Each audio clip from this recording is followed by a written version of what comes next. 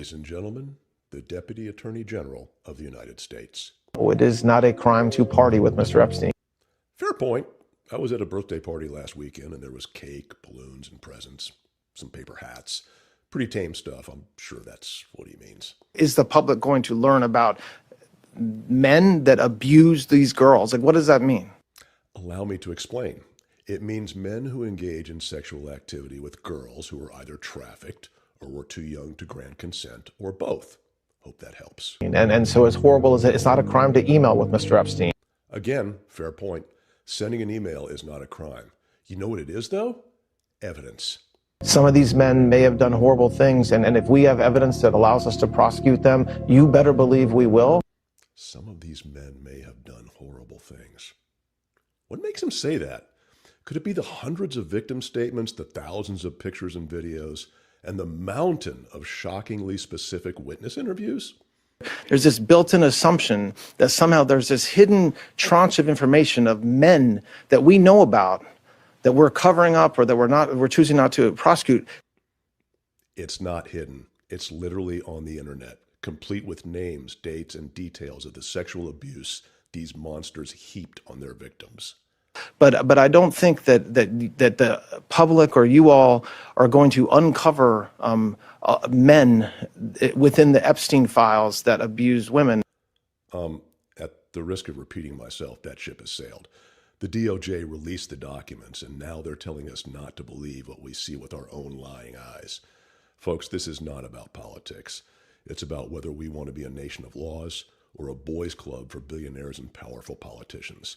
As someone who took an oath to uphold those laws, I know where I stand. Share your thoughts in the comments and vote. It starts with a simple question and ends in objective reality. Through our journey from there to here, we find one another and ourselves. And as the next 24 hours breaks free from our last, we gaze onward in reflection of the day. Come to your own conclusions. Stay vigilant. Welcome to the Daily Wrap-Up.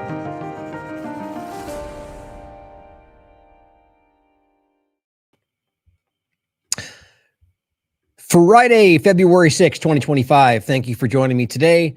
Basically, a focus on the main story of the title today with some follow-ups from the previous show and some additional points that you're going to want to see today. But I want to start with a couple of opening points. First, just Rockfin. We're not live on Rockfin at the moment. I tried to even rapidly, that was the delay there to start, to create a new one and start it, and it's still not showing up.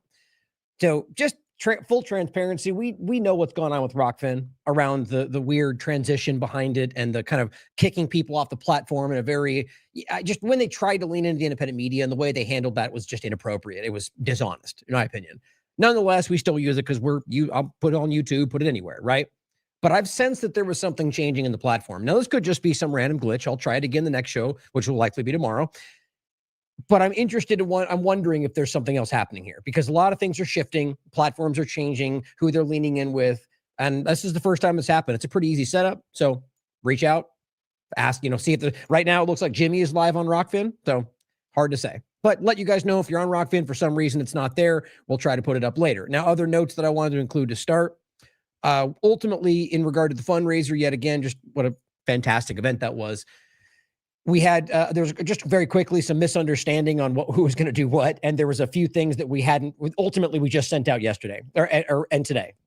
So for basically, some of you might not get it for the next week, but expect it coming for, I think it was the seed packs and a couple other things, just ultimately didn't get sent when we thought it was, basically. So those are on the way. Ultimately, I think some of you should have already gotten some of the things. I think bottom line out there, if you're expecting something and you haven't got it, please reach out to us. But I would imagine by the end of this week, everything should be handled. I think in regard to some of the books, I know that Derek, who just got back done with his People's Reset event, I believe we'll be sending those out now. So, I'll be making sure that happens as well. and some other things as well. Zoe sent hers, but just in case, if you're out there and you expected something and didn't get it, please reach out to me. And best way to do it is just to call the line in the office, because I'll see that right away. But it's important to me, right? Now, I know most of you did supported us because you just want to support us, but it matters to me that we follow through with those things. And I was really actually excited about putting this together for some of you. The way we put together the multiple seeds you're going to get, corn, butternut squash right out of our garden. And so it'll be coming in a little package where you can, it'll be labeled and you'll be able to plant them for the new season. I think that's pretty cool. So on that note, just wanted you to know that those things will be coming, but there might be a delay for some of you right now. Last thing was podcast. There's something's going on with our podcast. I just noticed there was some kind of a basically I had them uploaded, but it wasn't showing. And I was just dealing with it today. If you're only following podcasts, you probably just got like 4 or 5 episodes at once. Just wanted to say, apologize for that. But the rest of that is, no, that was it. The only opening notes I had there. But today in general, let's get into interesting note just to start on with the Epstein cover up, which is what it is. We're going to talk about the fact that the chaotic reality of the redactions and what they did, AI involved, like everybody knew, in regard to the cover up of the DOJ part of it. This is pretty self-evident. The scope of the Transparency Act was about basically everything outside of victims, illegalities, and then obviously national security is always there for them to abuse. But what's interesting is that the communications between Kash Patel and Bondi and others in the DOJ, they're the 2 focal points, are obviously supposed to be there. And they're clearly involved in this and having main conversations. And I'm talking about, as we'll get into the articles, behind the scenes conversations. And since this was required to be released outside of some kind of national security overlap, there should be communications between them, and there's none. And suddenly it's being called out by a lot of different people. So you could argue that's just them not wanting to be embarrassed, which I kind of sense is probably the reality. But either way, that means they committed a crime. Knowing that should have been involved in order just to hide something. And what I'm saying is it doesn't seem like with the time frame that it could have been something involved, but maybe there's more to it. Maybe it's them discussing, covering something up. Interesting point to make. But the larger discussion right now is that everybody seems to be able to, within the conversation, we'll make a point about the overlap of different, I think I might have taken that off. The point of the different platforms. That right now people are arguing, and I haven't verified it myself, and I think that's why I took it off, that you go on Facebook and there's just like zero conversation about Epstein. Now, again, I haven't confirmed that. But I do notice the difference in discrepancies between the platforms. And I think it behooves us to step back and go, okay, what we see in this sweet Twitter dynamic or just independent media, are we in a bubble too? And I think the answer is always yes. But it doesn't mean that not everybody sees what we see. It's just to a different degree. But consider that, first of all, that maybe what we're all kind of just blown away by is not even breaching the larger conversation out there, because of the way this is all put together. But keeping that in mind, I think it's important to recognize that within the conversation, people who are engaging with the files, the discussion, which is a huge part of the conversation, the media sphere, it's just obvious what's happening. They are putting out the information and there's nothing happening. Now, we've all discussed this around being deliberate. The idea that this was designed in order to put this out in a way that couldn't really be legally gone after. And I don't mean that in the sense that my opinion is that within the files, even they put out, maybe even with the design of making it like I just described, they still accidentally put stuff out or made mistakes or forgot to redact something. Again, assuming that's not all part of some grand plan. I just have a low opinion of them. But the reality being that they're kind of co-manufacturing a situation with these files where they're changing the way we see things in order to hope that's enough to pacify us, to stop us, pitchforks and torches marching down the street demanding accountability. But there's still a kind of a battle going on between that growing awareness and this kind of partisan back and forth around why it shouldn't, like some people calling it moral panic, like this was all completely manipulated. It's all conspiracy theorists. Some people claiming that Epstein's story in general has been completely lied about. Like it's just getting buried. But the facts and the evidence we have is what we should focus on. And that's what I've been saying the last so many days on this, is we have to stay focused on what we can prove. And there's tons. That's why I started with that clip from the retired FBI agent. Plenty of other people out there with credentials and backgrounds are going, yeah, this is just wildly obvious, and they're choosing to do nothing.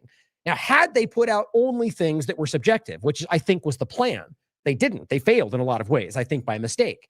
Then they could have argued, well, no, there is no legal channel for us to take and just let people do what they're doing, and then turned around and said, see, you're all a bunch of irresponsible children and we can't give you all the information because this is what you do by design, and largely stoking those idiots to do it in their corporate media mainstream, nexus over there. But overall, if we let this go this direction and they continue to, air out things without being able to verify them in the sense that we're talking about, like in a court of law, we can effectively see this going nowhere. And my point again is that within that, and before we even got here, we have evidence to show criminality of people within this administration, Biden's administration. We can't miss the forest for the trees. Happens every single time. So before we get into the Epstein conversation, what I wanted to start with was some updates, some foreign policy, because it is related, not just because of the larger picture that I see, but because the foreign policy elements we're discussing of regime change, of even the network state agenda, but the idea of resource manipulation, of the AI overlap. These things directly connected with the elitist inner circle of what Epstein was manipulating for Israel, in my opinion, but just intelligence. And so understanding how these things are continuing in the midst of all of this, it matters to see how they might connect back to the inner circle of the administration within this, or even the global dynamic that I think it is a part of, but also just the idea that it could be something being done just to keep you from paying attention to their crimes. And if that is the case, think about how disgusting that is. Being able to murder people in Yemen, for example, in order to keep people distracted, or pivoting back to an old conversation. I actually don't think that's the case. I think these are ongoing agendas, but considering that they're the kind of people that would do something like that. But let's start with Saudi Arabia, because it is in the Yemen conversation, the starvation tactics and what they've been doing there has been going on decades. But it did sort of take at least a backseat in the coverage, but ultimately it shifted on the direction, right? We saw the Houthis engaging with the discussion of Gaza, Saudi Arabia, and the ISIS elements and the U.S. elements and the UAE elements that were being thrown at. I mean, they weren't primarily aimed at the Houthis in the Yemen, civil war, they call it, which is really just another occupation, just like Syria was not a civil war. But the reality is that they've continued and have never stopped occupying them, suppressing them. But here we are with another report from antiwar.com, which you should be supporting. Saudi Arabia's airstrikes in Yemen killed at least 13 civilians in January. Does that not matter? Is there a declared war? I mean, I do this every time. I just need to be for you guys, because you guys know this. But the point is, this matters. These are civilians. That's a crime. If it was Iran or anybody else, even the allegation will be enough to make this, we need to do something about the Iranian government. Now you've got Saudi Arabia, who's a chief ally of the United States, a vassal state for U.S. and Israel, in my opinion, bombing and killing civilians without a declaration of war in a location where people are starving. That's the story, and nobody seems to care about that. But it's 13 people, so why should we care when people are dying around the world? Yeah, it's about perspective. But realize this is who we're dealing with.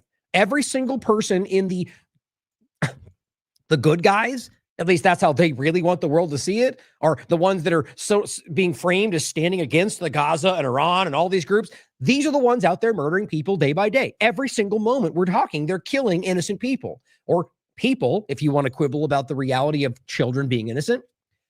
What's Iran doing right now? Can you demonstrate them killing children, starving, raping, torturing? Can you demonstrate before Al-Qaeda took over Syria? Can you demonstrate that happening? You can have allegations and narratives and arguments and all sorts of proxy divisions, but not the reality of it.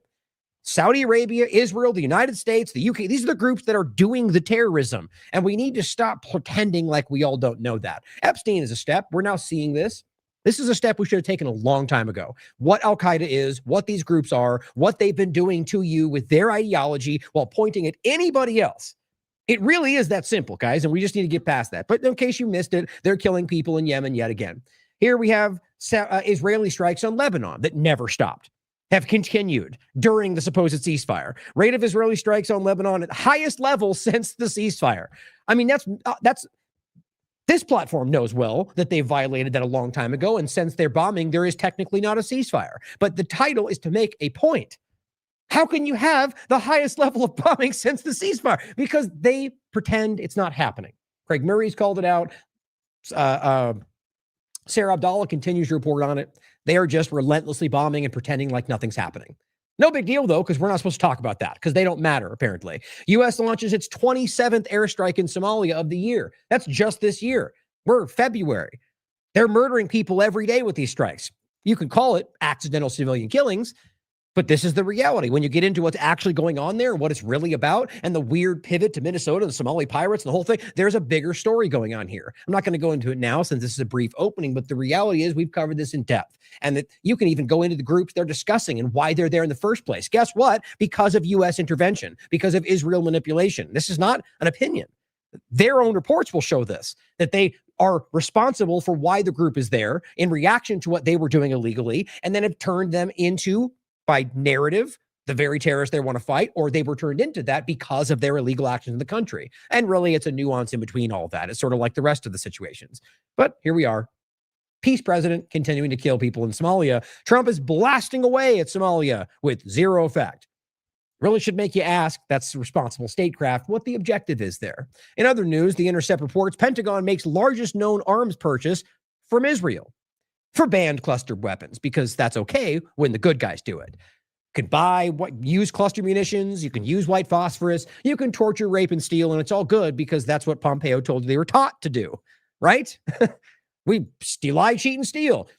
These are the bad guys. And I don't mean that they're, you could argue this in a sense of good and evil, or binary one versus the other, or just recognize there's a scale, a long moving scale of people doing good and bad things. It doesn't mean by default the one fighting them is the good guy. It doesn't mean that, you see what I'm saying? But these are bad guys. People who are doing this and lying to you, raping and torturing and overthrowing countries and surreptitiously removing their leadership so they can exploit their resources, and then continuing to use the very things they call everybody else terrorists for using.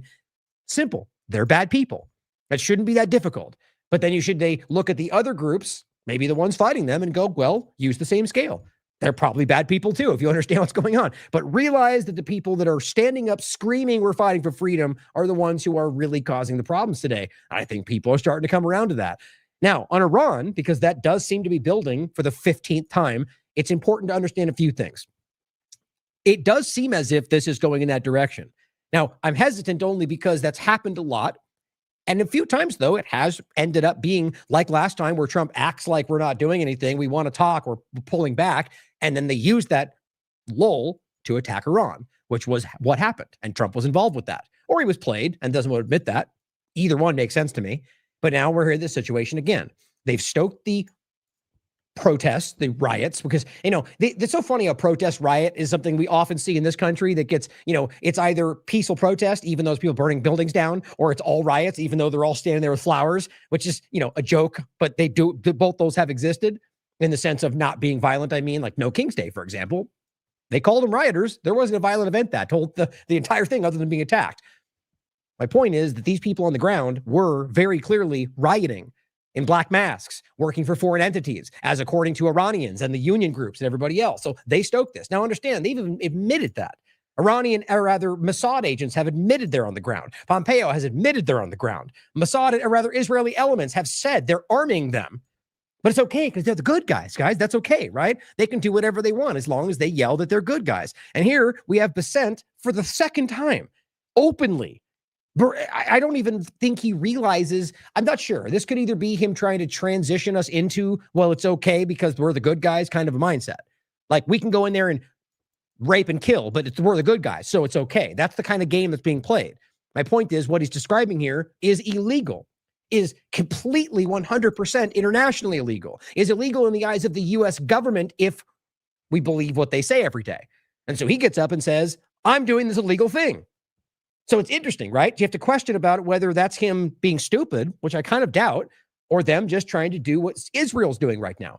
Yeah, we're arming them in the protests. Of course we are. Iran's terrorists. See how that works? But even though that's their narrative, and even if they were terrorists, whatever they claim that means, still illegal what they're doing. So here he is telling you, we caused the protests, we collapsed their money, and now we're going to use that against them. And meanwhile, they're out there saying, look how bad Iran is with their infrastructure. What more can we be doing to make sure that we are placing the pressure that we need to on the greatest state sponsor of terrorism, and that is the Ayatollah and Iran? Yeah, very, very objective questioning, even though she's not a journalist. The point is, this is so obviously set up to, what more can we do to stop the evil boogeyman that we're fighting all the time and all the bad things they're doing? Like, that's not, the question is, let's set this up to make it clear for people listening that we're doing the good thing. The largest state sponsor of terrorism, like, Can we actually just collectively laugh at this? This is the same thing we're seeing everywhere. I was going to make this point earlier, and I put in regard to an opening point, I put it off. There's just so many of them. Elon Musk, day after day, coming out and going, you know who the bad guys are by who are censoring your free speech, with a straight face. He keeps saying that. Well, you're doing that, man. Does anybody not know that? You're literally doing that. Like, you can argue it's the good reasons or the ones that are bad or whatever your justification, but you're still doing it. So you can't claim censorship equals bad while you're censoring and pretend you're not bad. It's just infuriating. And so in this case, we know that Iran is not even close to the leading state sponsor of terrorism. Why? Because the only things they point to are Hezbollah, Houthis. Okay, as I've said a million times, take every narrative they've ever said about those groups, most of which are lies, but take it at face value and compare it to a fraction of what we can prove about Israel and the United States. It'll blow your mind. And realize they've been publicly admitted and caught for arming Hamas and funding the moderate rebels and Saudi Arabia Wahhabist ISIS and Al-Qaeda elements. So just take the face of what we can prove and compare it to what they claim, and you still recognize that they are obviously the leading state sponsors of terrorism, the U.S. and Israel, but even comparatively, you can't make the arguments that they're the leading state sponsor of anything in regard to that conversation. Maybe involved with some if you want to make the case. But here they are saying that because they need you to believe that because they're building a case to go after Iran. It's very simple. And what she's saying is, what more can we do? Is this America first? Why are we even talking about this? Why would it be American responsibility to change this situation because they're bad guys? Well, okay, well, is this about what Americans want? Or is this, you see where this goes? Is this a moral mission? Are we going to stop them because they're evil and bad? Why would that be America first? Is that what Americans want? It becomes infuriating. What we can do at Treasury, and what we have done is created a dollar shortage in the country. At a speech at the Economic Club of New York in March, I outlined the strategy. It came to a swift and I would say grand culmination in December. Right when this all really kicked off, right? When one of the largest banks in Iran went under, there was a run on the bank. The central bank had to print money. Right. Okay, so he just literally said, we caused that. We made that happen. The bank collapsed, caused a run on the bank. By the way, which is one of the main things that became the problem. People in the streets going, we're angry with this situation because of the money and the collapse. And yet they can stand there with a straight face and talk to you, Rubio and the rest, as if it's all because Iran and their evil terrorism spending. Even if that's what you claim they're doing, you just admitted that you created the collapse. This is because they know that people out there will go along with their narrative regardless of the information. And there might very well be an agenda about doing this. We've thought about this a lot over the years, about like schizophrenically putting out the information and then coming out 2 seconds later and giving you something else. Right? Look into Bill Clinton. He's the bad one. The next day, I like Bill Clinton. I'm mad they're looking at him.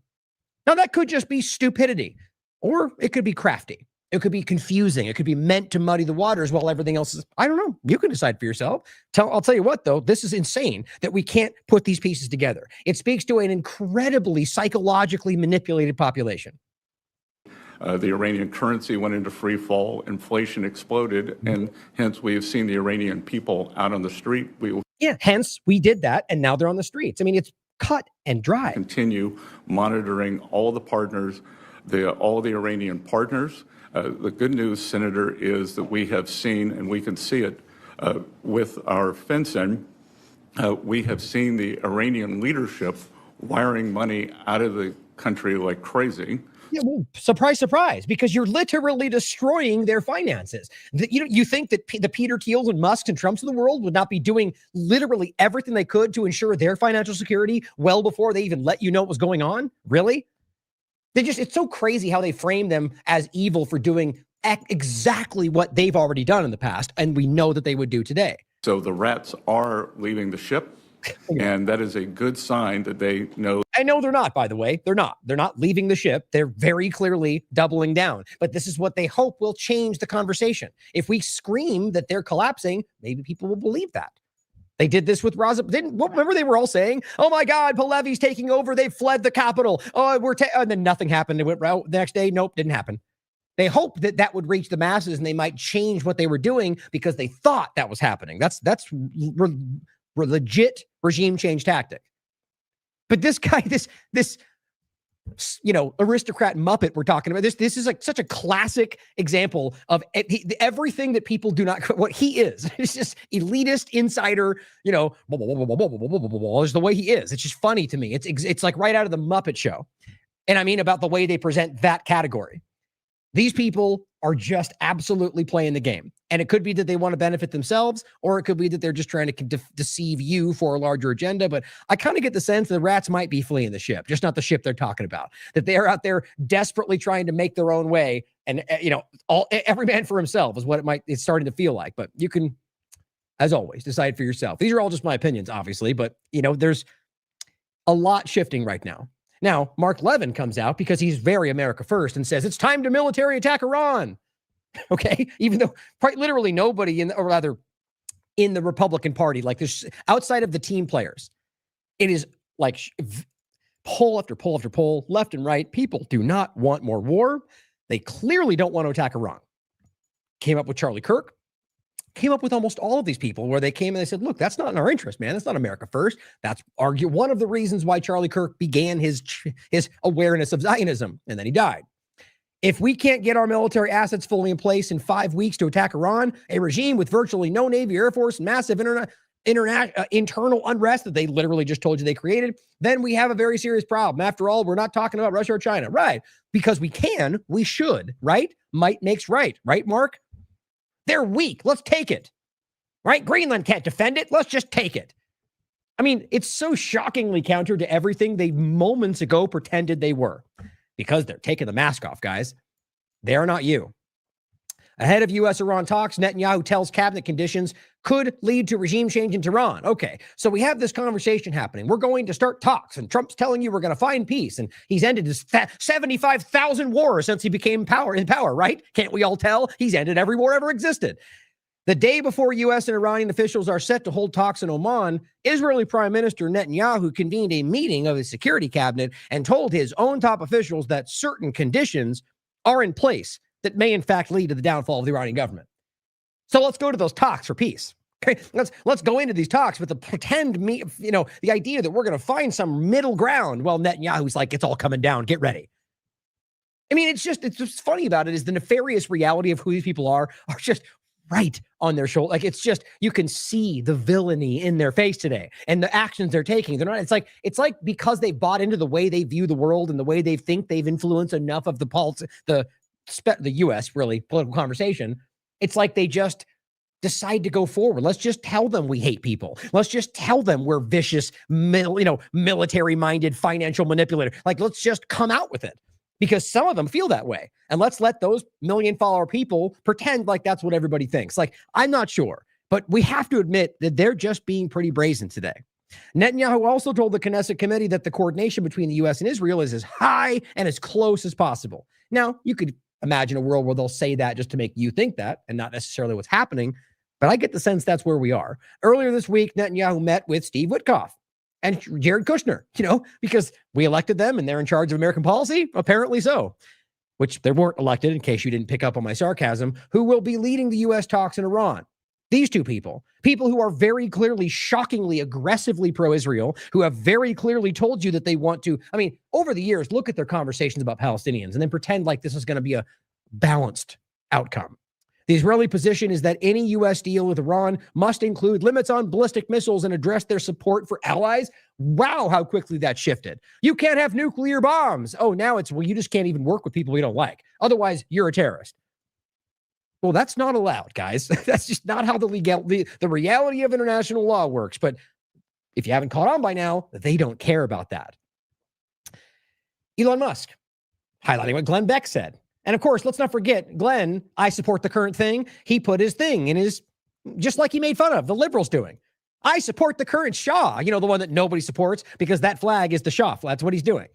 He literally changed his icon to the Shah, somebody who only is supported by elitist globalist manipulators, but he's the one fighting all them. Listen to Alex Jones. The truth is that they are supporting the current thing just like the left did, because they're all the same thing, just with a different motive. And he says by passing this one act, now that was just my way to connect the two conversations. I want to include this as well. By passing this one act, the GOP will save the republic and rescue the GOP, because we clearly live in a republic, don't we? See how these things are just embarrassing? Like, can we all just not stand back and go, come on, man, maybe you could stretch democracy, which nobody should want if you understand how this country was designed.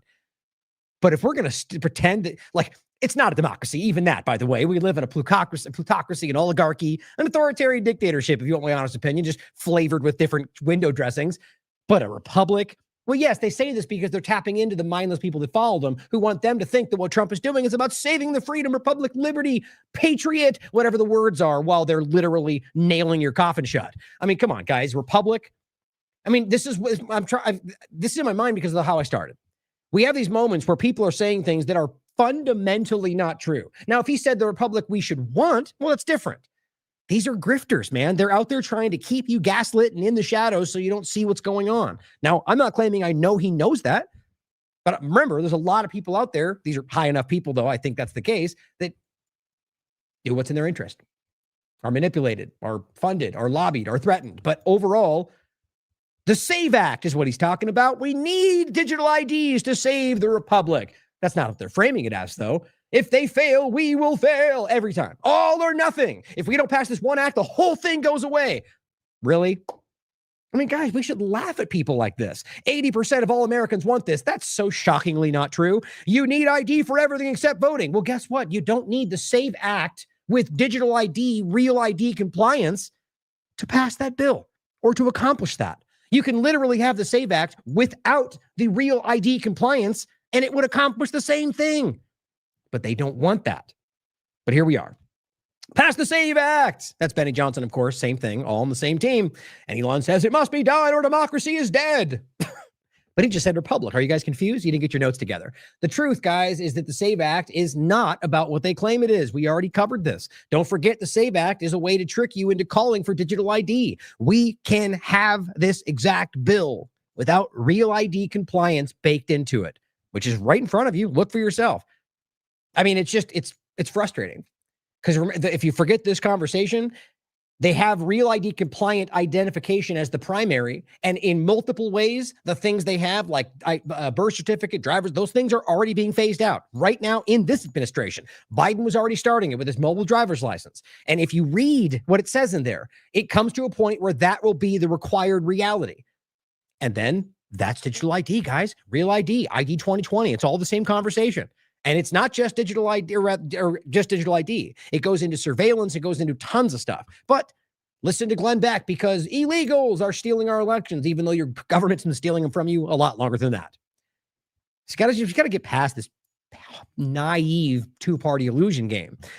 But in regard to Israel, drop site news, the U.S. government has moved forward with new arms transfers to Israel worth about $6.67 billion. Because that's okay, though, right? I mean, it's just so frustrating how much is happening and people are being pulled into these conversations. That's separate from 3.3. We already made this point the other day, but realize this is continuing. In the midst of everything that's happening, billions and billions and billions more. And they're sending these bunker busters. You want to explain me why that makes sense? In an area that's basically carpet bombed? What do they need these for? To get through the tents? No, because they've been using them from the very beginning to bomb tents, to bomb locations full of children. The whole world knows this. And of course, this is what a ceasefire looks like in Israel. This is what's happening right now. People running, screaming.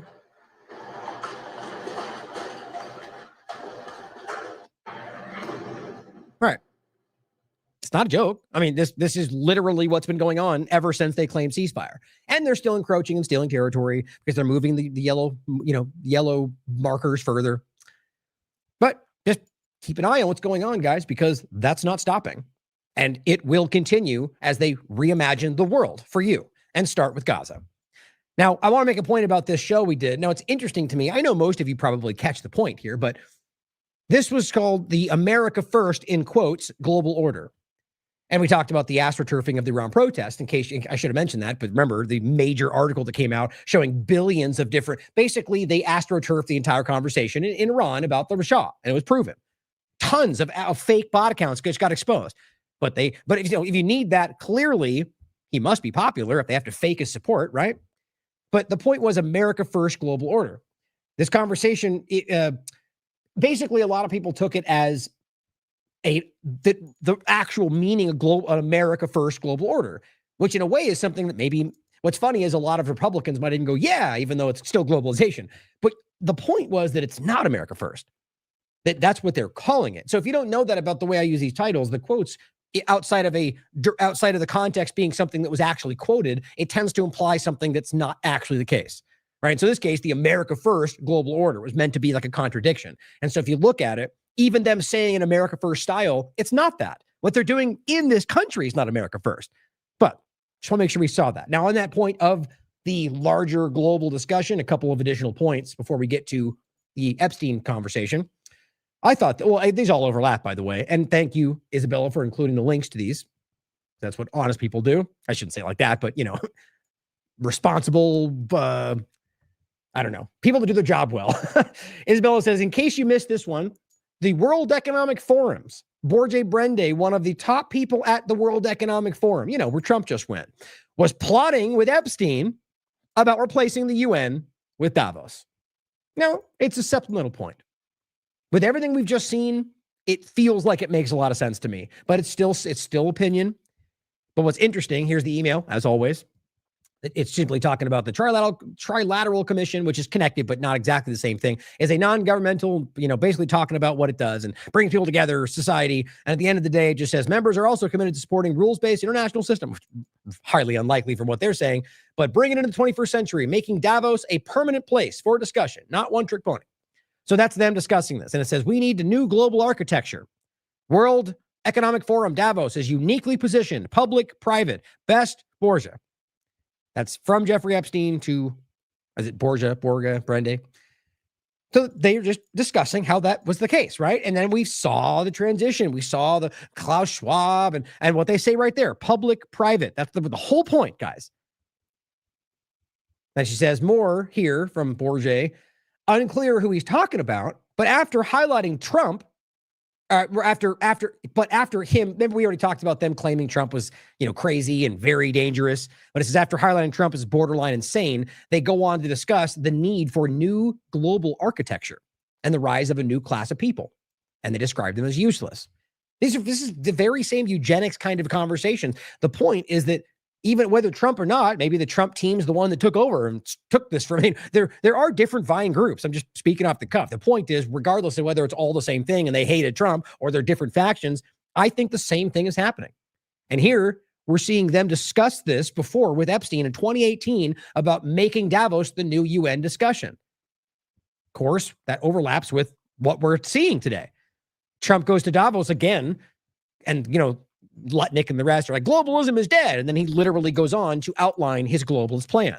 It's not my opinion, guys. He literally discussed it. This is only one part of it, by the way, his Board of Peace, a global discussion, which includes multiple countries in the world. So it's not national. It's a global discussion. And his Board of Peace icon is basically identical to the United Nations. And it's not just the United States, but it is the technate. That is the image they used, which is not accident, in my opinion. But I said Gaza's Board of Peace seeks to reimagine the international order. So if you understand this, you could argue that either this is Trump being a part of that and they're all just gaslighting you about the division, or that he doesn't even know he's doing that. Both make sense to me. Or I'm wrong, and that's not what's happening. But realize that you have this plan being laid out about this transition. We saw what happened during COVID with Davos and Schwab and the way that they were telling you that we need this new public-private dynamic, we need change, and that didn't work. And now you got Trump going at it from a different angle. Basically doing the same thing and even introducing it at Davos. You remember, this was introduced at Davos. They laid out their new global plan at Davos while they told you globalism was dead. This is the point, guys. These things are obvious if you just have the wherewithal to look and pay attention. So, additionally, how do you say that? Abdurrahman. The account says the very same people who funded Gaza's destruction were given the keys to Gaza.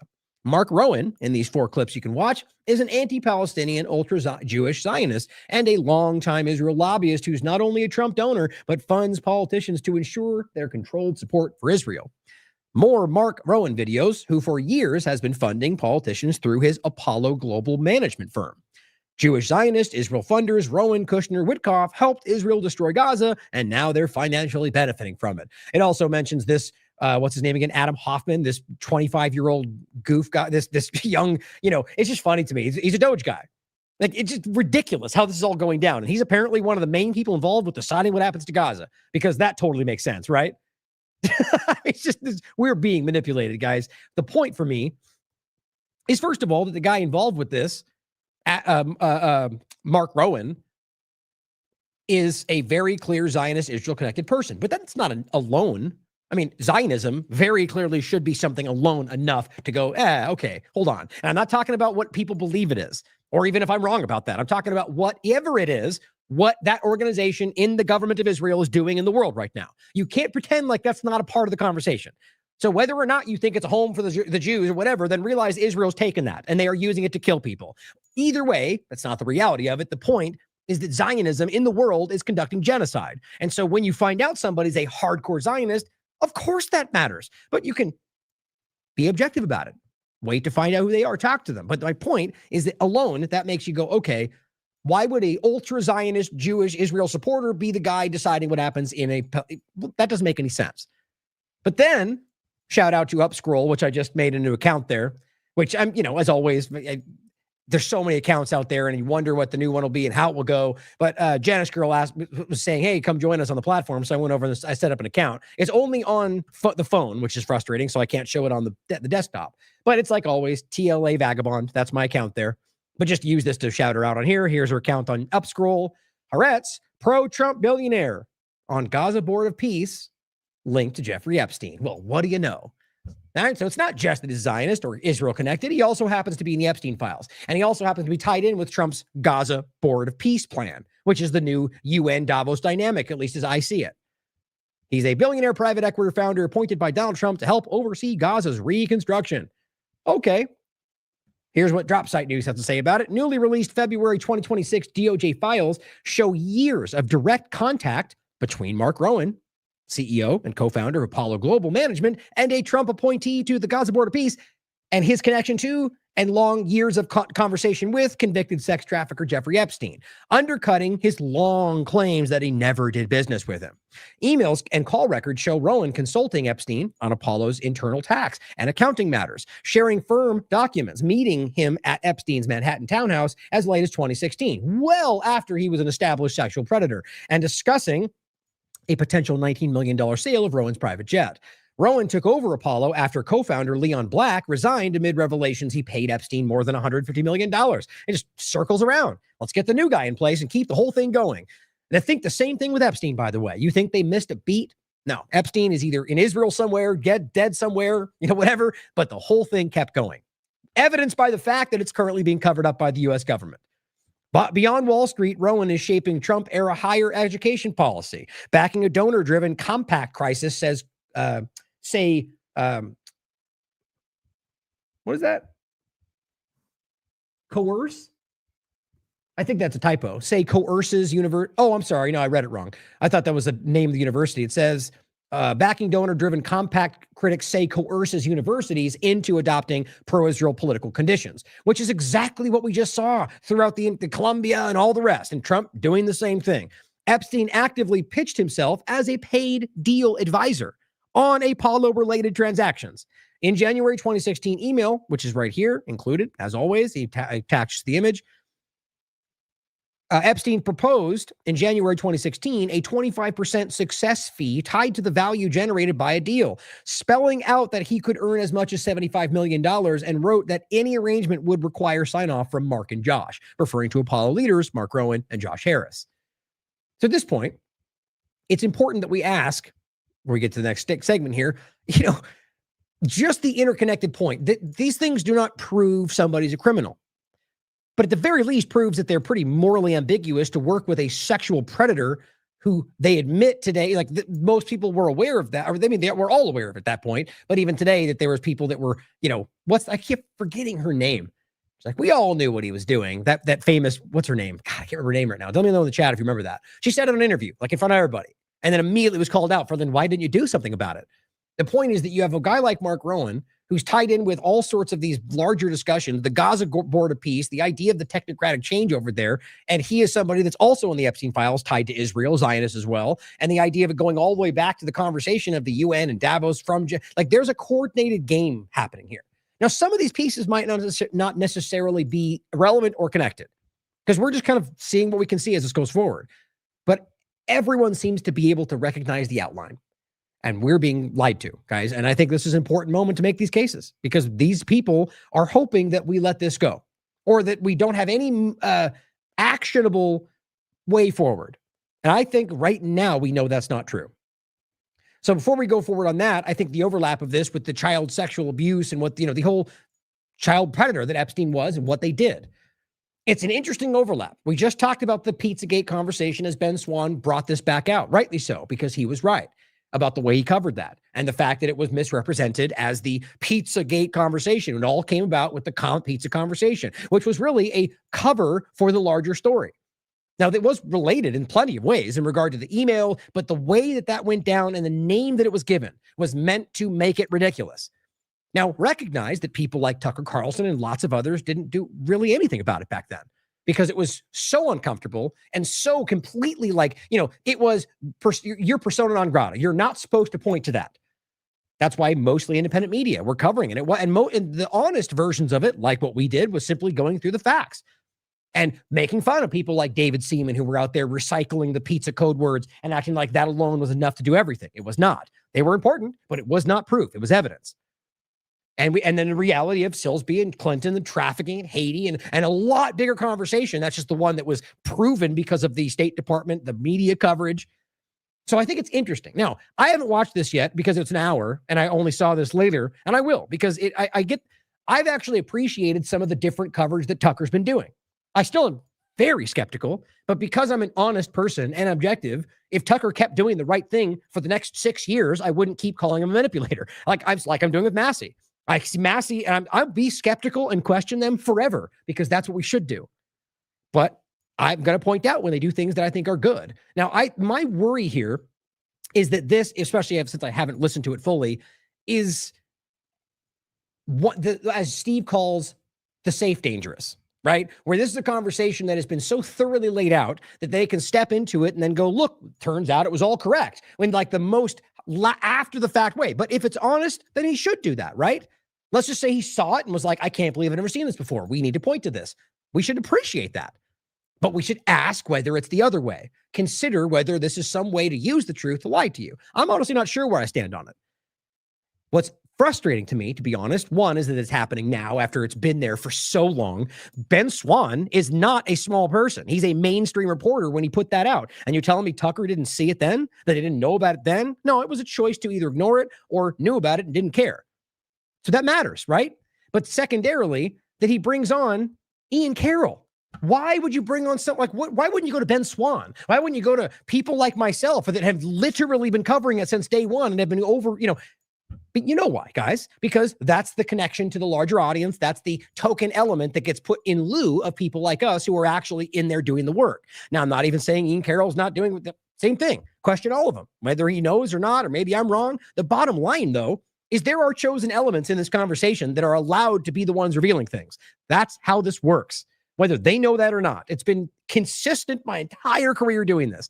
When we've been shockingly well ahead of stories, and plenty of other people I know around me have done the same thing, and they're never the ones that get seen for that work. Now, as we've said our entire careers, it's not about credit, other than the reality that we all want credit for our work. Of course we do. It's about making sure one of two things happens.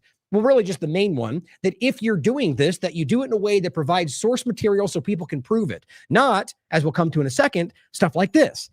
Where now that this is going back around, you get groups like this, Wall Street Apes, who was, again, a lot of these platforms just recently caught lying and sharing fake information, who shares this guy's video about the pizza code words and how it means it's the same story. And if you watch it for yourself, now look, it's a point to the story, but this without any source material and showing you one email, one claim, it's as if this is oh my God, that's the smallest, most meaningless part of the story, but it does have meaning. But it's the most meaningless part of the story, if you understand what I'm saying. Because the reality of the evidence goes so far beyond the subjective use of those words, which, you know my opinion, I do think they were used in that way. But you have to understand how much this will not reach people beyond your circle. The people out there, the random woman living on the corner, the family that lives down the street, they won't care about this. They'll look at this, they'll think you're crazy. That's by design. Even though an honest person should be able to look and consider, but not everyone does that. We know that. That's what we deal with every day. So it goes into all of this. What is Pizzagate?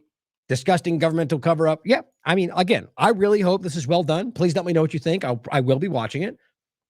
But ultimately, you know all this stuff. We just literally covered this in February 3rd conversation, going back over it. It was entitled The Epstein Files. Is this about accountability or pacification? I'll also include the tag to the long, 13 pages of work going over all these years discussing one of the main ones, the Clinton-Silsby trafficking scandal and the media cover-up, the true origin of Pizzagate, really just as the focal point became that story. And all the other conversations about how this was used, how it was the name and discrediting it, all of the story. It's a lot of work. The point, though, is that Tucker Carlson is the easy share, and I get it because people will be more receptive to that. But it matters if that ends up being something that's a limited hangout. Consider all of these things. Now, one point I want to make to go beyond this is he talks about the elite's demonic ritualistic child abuse. I really want to believe that the people like this have good intention and are genuinely trying to reach the truth. Endless examples from really both of these people will show you that you have every reason to doubt that. But I will still hope, just like I hope for Trump and hope for anybody else, because we should. But if this is honest, the elites and demonic ritualistic child abuse, he's even going over these ones. How interesting. I've got to go through this. I'm skeptical, but the elites demonic ritualistic child abuse. Now, demonic is the word there seems to be important. It does matter, as I'll show you in some of the conversations. But in this point, it's not necessary, and it's not necessarily every part of the conversation. So think about that. But either way, the point is that this is something that's been around for a long time. You can watch this. I've seen this guy floating around, but it's all these kind of Pizzagate was 100% real, was the point, the post. Why? Because the word pizza was used, and it's clearly not what they meant. I mean, that's the gist of this kind of mainstream alternative media work. It's sad. But here's Tucker Carlson talking about the abuse, right? Well, this kind of work from Derek Bros and the Last American Vagabond about the Utah ritualized sexual abuse investigation has been going on since this first post went out. Oh, wait, no, this is the last one. Let me go back to the very beginning.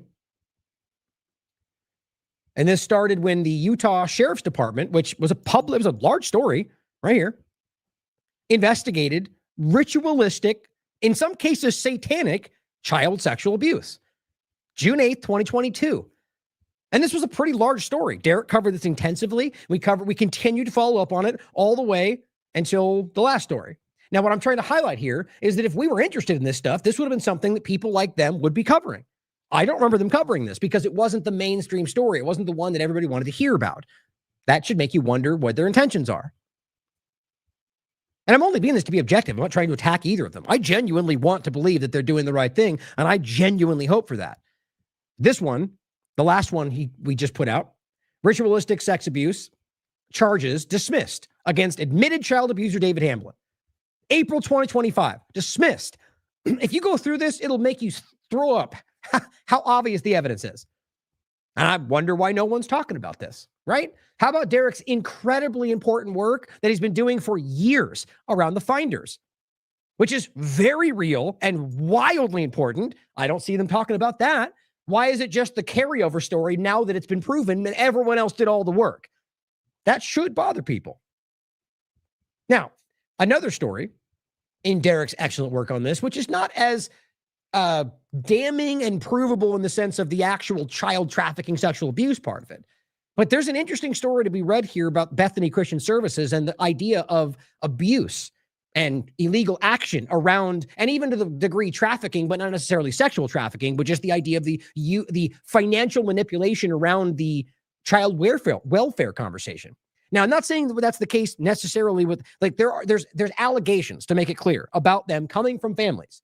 And Derek's work does make a very good case about this, but being fair and objective, it's not to say that they're proven to be that, okay? But what's interesting to me, and here's the 3-part series Derek did, A Christian adoption firm with accusations, manipulation, negligence, and trafficking. Part 2, Bethany Christian Services, Mothers Speak Out. Part 3, Meet the organizations exposing the truth about adoption and supporting families in need.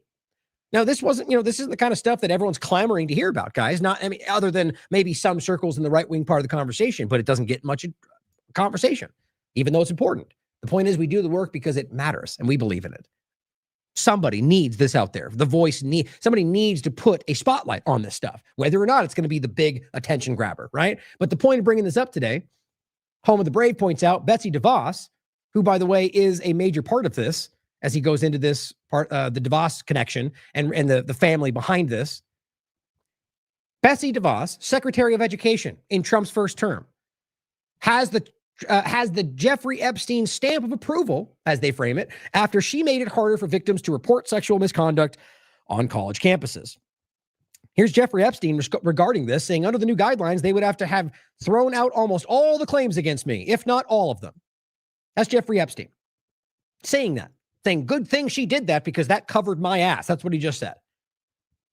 Now, you don't have to argue that that's part of the design, but realizing it's interconnected, it should make you wonder. And then just simply using this to consider this overall point and the larger conversation about this and what they're doing. And this isn't just about this one group, but just right now what's happening. And we're going to end with this point. I do have the time for it today.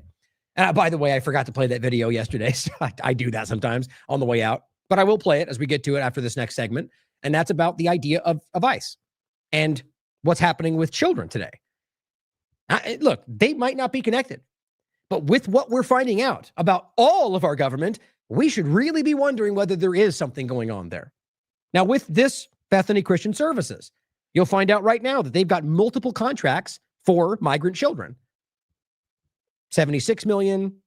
And these were continued through Donald Trump's administration. Not that this necessarily is nefarious, but just it might be relevant later. Bethany Christian Services, multiple contracts. This one's 23 million going to 2025. Here's another one, all DHS, 2026, 14 million. And this is, where was this? That's right. The flow of migrant children. Now, again, if you know the way that we see this, and hopefully the way that you understand it to be the reality, which is that left and right is more of an illusion than anything else. Not in the sense of the individual and your political beliefs, but the way the government operates. And my point is to highlight the increase in migrant children flow and recognizing that the reason I say that is, of course, they're going to say, well, that's all under Biden. Yeah, that's fair. That was. And that's my point. Yes, he's just as bad if you haven't caught on by now. But realize that in 2025, it almost mirrored 2023. So you could argue that it was tapering down because he was dealing with what Biden was doing. Okay, that's usually what you're going to get. But look at where 2026 is. It's February, guys. That's almost a quarter of it. That is, I guarantee you this is going to explode this year and probably more than ever.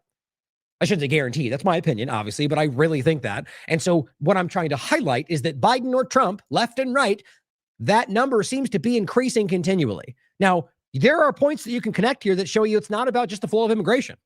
That makes me very worried about what's actually happening and whether or not these missing unaccompanied children are just vanishing into the wind. We saw that with Syria. We saw that with a lot of locations, right?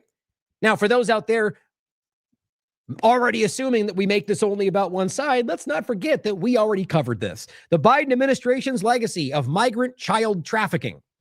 I'm hoping I'm blowing someone's mind right now who thought we were hating on Trump. Well, guess what? It's the whole picture, guys. And realize this was an important story. Derek wrote this article. I covered it in the show, November 23rd, 2024. HHS's human trafficking problem. Oh, I'm sorry. This was the same conversation continuing. And we did make the point about the let me see if the date here. Yeah. Okay. So the point was we were discussing the Biden discussion and leading into the Trump administration because it's 2024. But what we need to understand is this problem has existed across left and right administrations. But the point is that under Biden's, there was a bunch of missing children.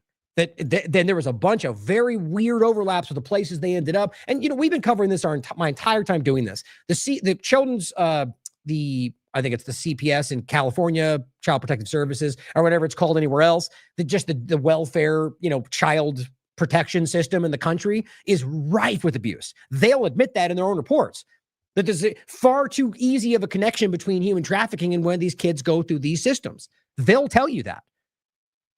Probably because some of them involved genuinely want to do good by children. But at the end of the day, the system, they're being manipulated. And here you can see this through Biden. And now, I believe you can see it continuing through Trump.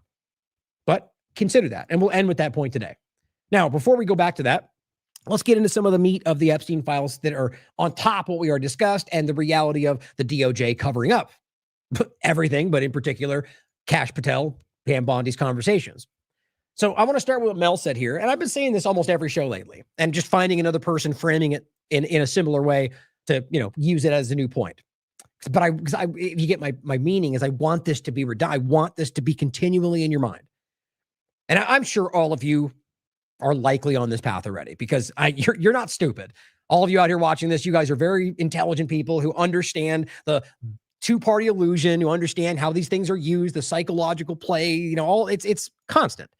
You're also smart enough to know that it's not something you should assume is always the case, but it could be the case, and to be objective about that. It's likely why you're here.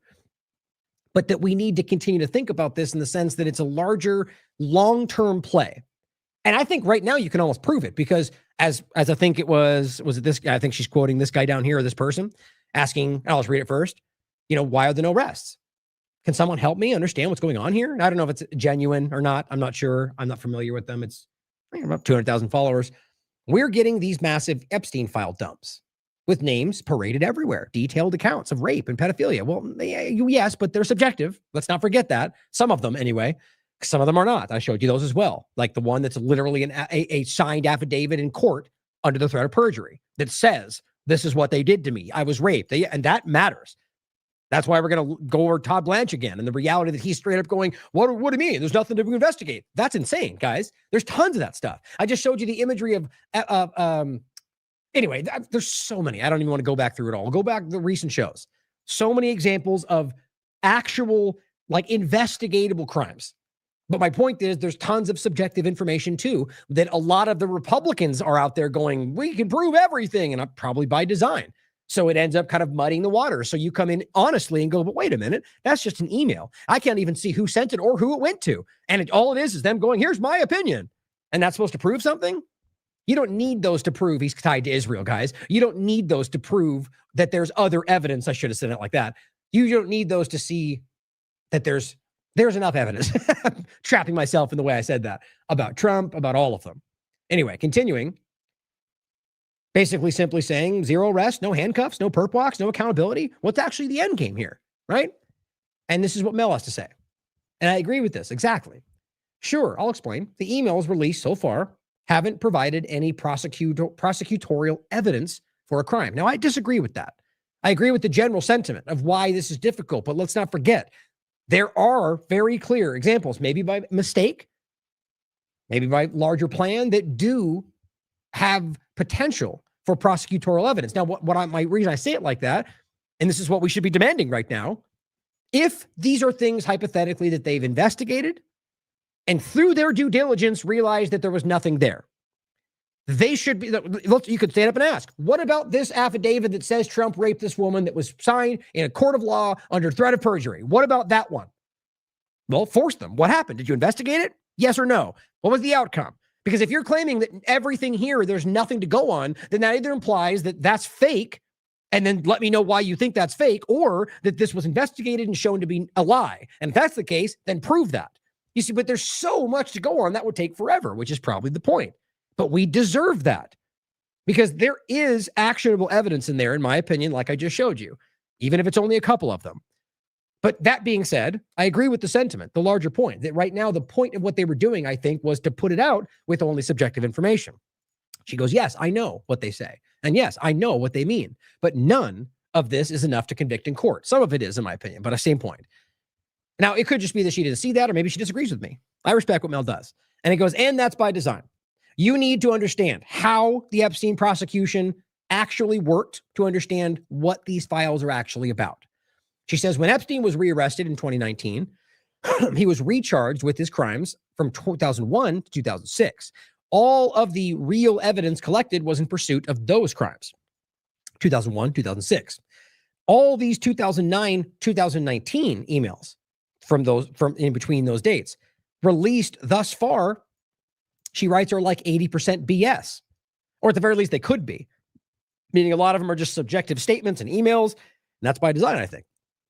She says the other 20% is showcasing networks and showing us the bare minimum required by law. I do think that was the plan. She goes, does this make them useless? No, most definitely not. You see, that's where people get confused. By saying that's the case does not mean that we should ignore them. It just means we have to stop pretending like words on paper prove everything because we already have an opinion. It's used against us. It's against people that, aren't objective, I guess. And she goes, the average normie knows more about the elite circles, elitist. Let's make sure we stop calling them elite. Elitist circles that rule our world than they ever have. Oh, they know more about it than they ever have. And it says that's serious progress. I do agree with that, right? That they, see the bigger picture to a smaller degree, or to a larger degree rather. But, I think that is a positive change. But if nothing happens, it's almost the why I think this is going on. So then you can go, okay, well, you knew and did nothing. Therefore, now, not only is that the norm, so now later you're going to get the Israel excuse. Well, you didn't care when they were raping children, right? This is how that tends to go. But it's both, I think, to a degree. That overall, that is a good thing. But if we do nothing, then it will hurt us. And it says, but you also need to read this non-prosecution agreement and really absorb the implications. Alex Acosta, Trump's first administration, gave immunity to Epstein and all his associates, both named and unnamed. I mean, so here's the point. If that's the full breadth of this, which I think there are openings beyond that, but the idea that if you give, so none of this is for any reason at all. Since you've already given Maxwell a proper agreement, given her limited immunity, and she's already serving whatever she says. Trump just again said today that he's allowed to give her a pardon. I don't think this is going where you guys want. But on top of that, that if every associate connected, name or unnamed, has immunity, then what's ever going to happen in the first place? And so, we fall into this trap. And they act like it's accountability, but they've already set this up in a way where it's not possible, is what she's saying. Yes, I know Ghislaine Maxwell was still prosecuted, she says, but you have to understand that her case is literally headed all the way to the Supreme Court over this non-prosecution agreement. Don't expect anyone else to be charged until that's litigated. Till then, keep on the pressure and use the court of public opinion to shame those who have yet to be held accountable. I do agree with that, but it can't be in lieu of anything else, which I think she's saying the same. We need to make sure that we're driving this for accountability. Like, there's lawyers out there. Go after this. Grab the thing you think is important and go as far as you can with it. Take that affidavit, bring it to court, find out what happened, right? Find out who that person was, if that's revealed, probably not, said Jane Doe. Find out what the outcome was. That was presented, so there had to be something. If nothing ever happened, that answers your question. So, on top of that, here's what you get from people in this conversation right now. I couldn't even believe this, by the way. You can watch this guy scream at you if you want. Former FBI Deputy Director Dan Bongino claims Epstein files backlash is just anti-Semitism. I mean, what it must take for somebody to be in, their years of their podcast just yelling about the Epstein files, and that's all, we're going to bring it all down, deep state pedophiles and Democrats, and then leave the administration when you actually have the ability to do something about that because you weren't going to do something about it, then go back to your show and act like they're not doing anything about it, and then claim that the backlash about the information released is just because you hate Jewish people. These are parodies of themselves. Like, this guy is a clown shoe. Like, you need to make fun of how dumb what in the world are you talking about? Anti-Semitism? So aren't you guys the one telling us that he's not connected to Mossad? Are you the ones telling us that there's no, but then we hate him because he's Jewish? But wait, it's insane. No, Dan, we hate him because he raped children. Maybe you should care about that. I shouldn't even say it like that. That's more of the, bombastic, but I do believe that's the case. But what we can prove, just sexual trafficking of many different ages, all sorts of, what's the different terms? I don't even know. The specific pedophilia applies to a certain age group, but you can list up the different age group names and he fits in there in regard to Epstein and everyone else they're connected to and all these people trying to hide from what's happening. But here's what you get from even CNN. Now, I'm making a joke here to a degree, but because CNN is talking about this, but you get this round the clock coverage of, oh my God, Trump's racist thing. Now, I'm very much of the mind that was done for exactly why this is happening. Like, there's even somebody making an argument right now that Trump, when in a position like this, makes a racist comment. in order to get people to lurch at it, so you stop paying attention. And they pointed a couple examples out. I'm like, that's actually pretty clear. So in this case, there's the video they put out. It's like the in the jungle Lion King thing, and it shows. I mean, look, regardless of what you think about it, it clearly puts people in. Hillary Clinton is the hedgehog. And it's like they're just it's a belittling point, since Trump is the king lion and the rest of them are all pandering to him. But if you want to call it racist, call it racist. It's at the end of the day, it's meaningless. It's a feelings conversation. Trump's a disgusting idiot person. So is Biden. They're all bad. They're bad villain people. To claim that you care, like, oh my God, he said a racist thing. Like, are we not? It just seems so like kindergarten to me. I understand these things are important in a larger sense, but for you as a person to be outraged to the degree of going out and screaming about it because Trump posted a video, it's just, let's get our priorities straight. And this is my whole point, is that right now, this is CNN, disgusting, so racist, shocked Wolf Blitzer refuses to show Trump's post on air, but sure as hell talked about it, discussed it, and broke it down. And then you get the Republicans out there going, that's not even what he meant. And we're just all debating a meaningless conversation. That's how this works. So back to the clip I started with. Let's play this again. Here's the retired FBI agent telling you, as we see, I think I just have this in lieu of that, the Blanche clip that's going around. More than once now, he's made it clear that we're not going to follow up. There's no more investigation. It turns out they're not even going to release any more files. There's maybe 50% that's been released. They're breaking the law, guys. And this FBI guy, I just saw him recently the other day for the first time. Here's his actual account, at least on Twitter. I think this is him, Stephen Lazarus. I appreciate the way he's doing, and I think it has some weight, seeing as how he is former FBI, but be skeptical, as always. But I just like that he's just challenging the statements. But I don't think you need this. I think everybody is pretty aware of how obvious this is. Just my opinion. I mean that in a general sense. But here he is again, breaking down how they're lying to you about what's actually happening. States. Ladies and gentlemen, the Deputy Attorney General of the United States. It is not a crime to party with Mr. Epstein. Fair point. I was at a birthday party last weekend, and there was cake, balloons, and presents, some paper hats. Pretty tame stuff. I'm sure that's what he means. Is the public going to learn about men that abuse these girls? Like, what does that mean? Allow me to explain. It means men who engage in sexual activity with girls who are either trafficked or were too young to grant consent, or both. Hope that helps. And so as horrible as it's not a crime to email with Mr. Epstein. Again, fair point. Sending an email is not a crime. You know what it is, though? Evidence. Some of these men may have done horrible things, and if we have evidence that allows us to prosecute them, you better believe we will. Some of these men may have done horrible things. What makes him say that? Could it be the hundreds of victim statements, the thousands of pictures and videos, and the mountain of shockingly specific witness interviews? There's this built-in assumption that somehow there's this hidden tranche of information of men that we know about that we're covering up or that we're choosing not to prosecute. It's not hidden. It's literally on the internet, complete with names, dates, and details of the sexual abuse these monsters heaped on their victims. But I don't think that the public or you all are going to uncover men within the Epstein files that abuse women. At the risk of repeating myself, that ship has sailed. The DOJ released the documents, and now they're telling us not to believe what we see with our own lying eyes. Folks, this is not about politics. It's about whether we want to be a nation of laws or a boys' club for billionaires and powerful politicians. As someone who took an oath to uphold those laws, I know where I stand. Share your thoughts in the comments. Yeah, well said. Right? I mean, if you continue down this path and nothing happens, despite what we can see, whether you think it's actionable or not, it's a different point. Because I do agree with that. I think it's important to highlight. But there are some that we can go after. The point is, if this continues with all that is being laid out, provable redactions of people that are saying murder that person and cannibalizing children, even if it's subjective, like these are things that, bottom line, let's just even take it to the easiest way to frame it. Just take the Trump discussion about the affidavit, the information that we can prove. If they go forward, if we all go forward and nothing happens, that becomes the status quo. I want to say that again, because then they can point back and say, well, this is the reality of where we are. The Overton window shifts, and it might not be immediate.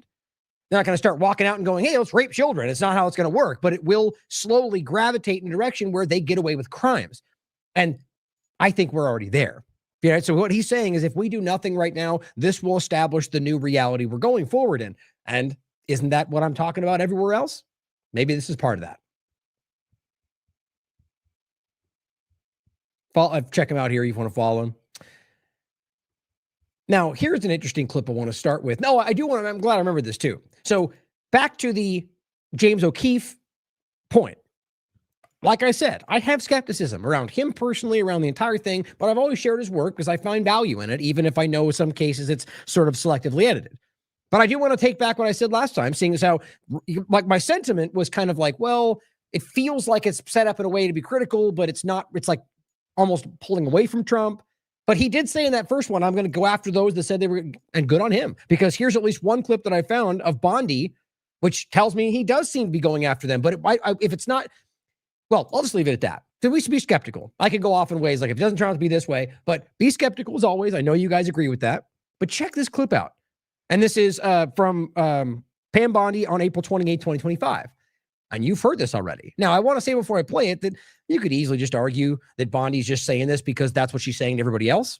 Doesn't make it that that's the reality and the rest that's being said is now a lie. But I think regardless of this, of the statements, her telling you, I mean, even the way they've conducted this, it's a hoax. You know, there's a truckload. No, we can't release anymore. Here's 3 more million pages. You know, they've lied to you, like patently basic, obvious lies.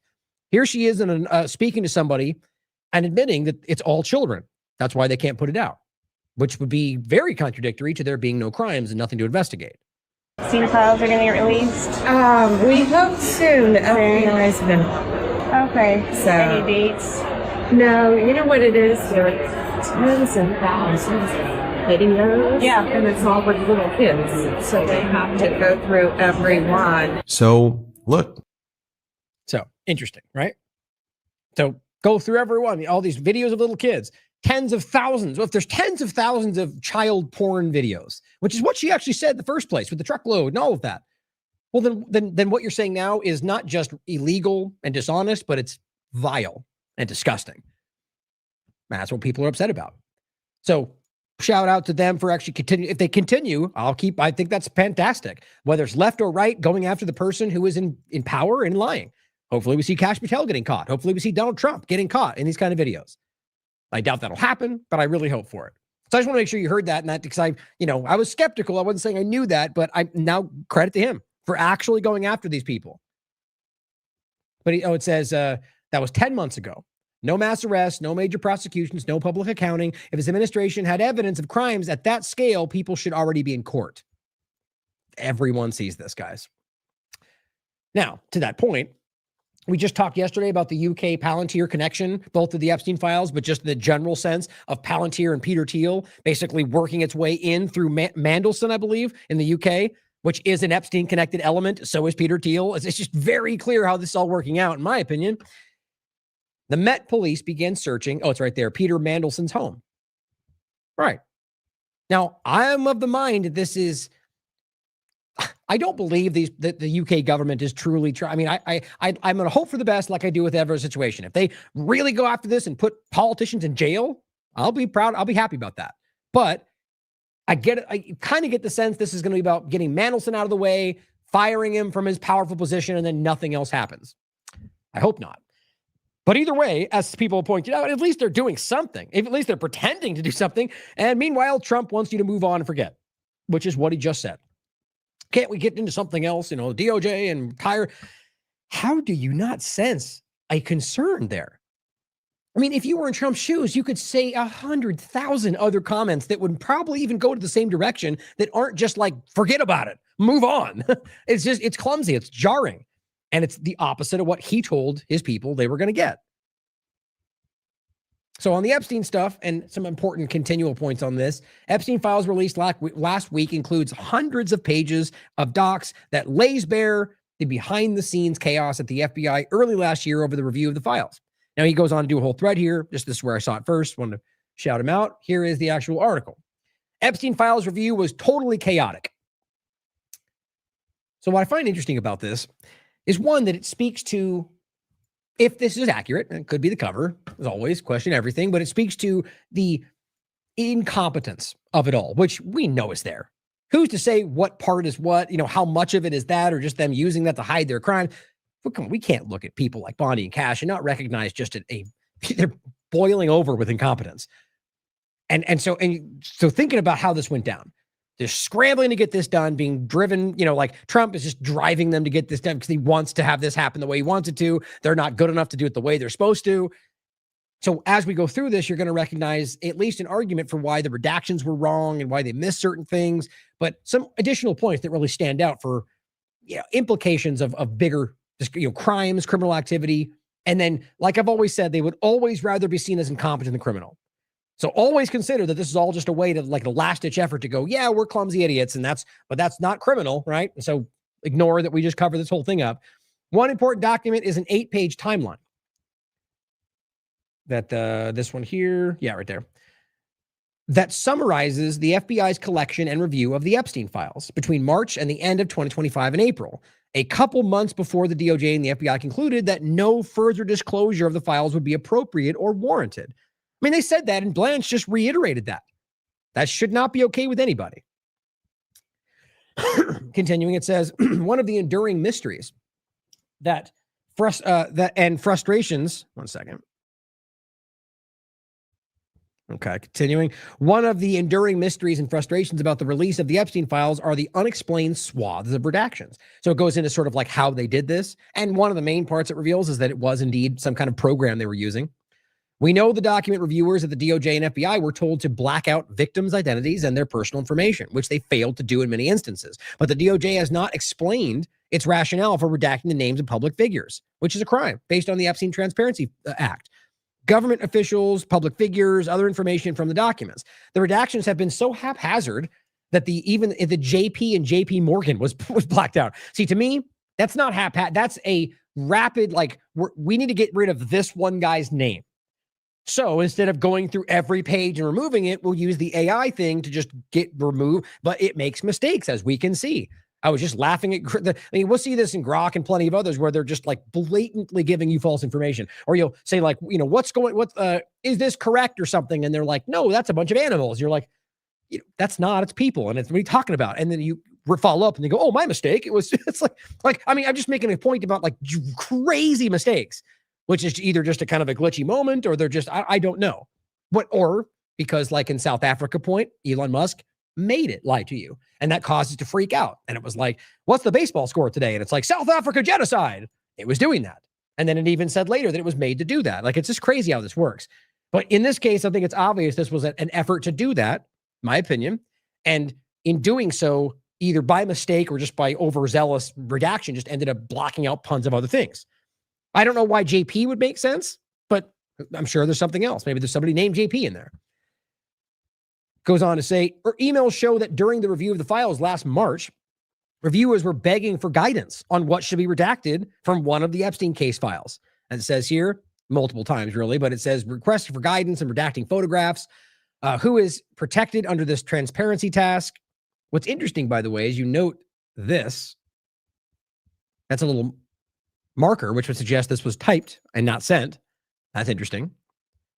So I wonder why that would make sense. But it goes on to say, as mentioned before, we need guidance to redact 1B items. And it says the items contain photographs of multiple individuals to include subjects of investigation. And it says needs clear and specific guidance to redact these photographs. Some photographs, get this, guys, depict victims, unknown identified females and males, former U.S. presidents, Secretary of State, and other well-known celebrities. Okay, wait a minute. Why, if we have former U.S. presidents, secretaries of state, and well-known celebrities, why aren't we seeing that in the files? Some of them have been shown, most of which we already knew were there. What Secretary of State? What U.S. presidents are we talking about? I mean, I find this interesting. I think what it shows you is in case you forgot the main point, under the Epstein Transparency Act, they were required to be removing victims' names and illegal activity. And of course, as always, whatever they want to deem national security. But that is not that. And especially not removing their own conversations, which we'll get to in a second. The software does not have IA facial recognition to assist with the identification of some public officials, well known or not.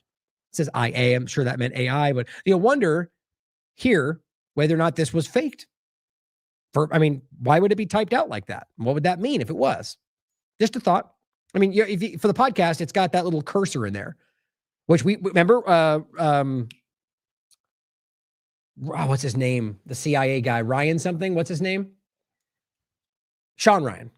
Remember that he recently did a show where they came out claiming they had these emails about the Iranian bombs and the sniffing drones and all that. Remember that? And then it got shown that they lied about that. And there was a cursor on there, which means it wasn't a sent email, that they likely typed it out themselves. And everyone just moved forward really quickly and stopped talking about it. Yeah, they're lying to you guys. These people are not on your side. Reviewers were unclear on what could not be released publicly, such as victims' names. How would that not be clear to them, by the way, which is pretty interesting? Quote, as we were not provided with a list of names to be redacted, get this, here's what they decided to do.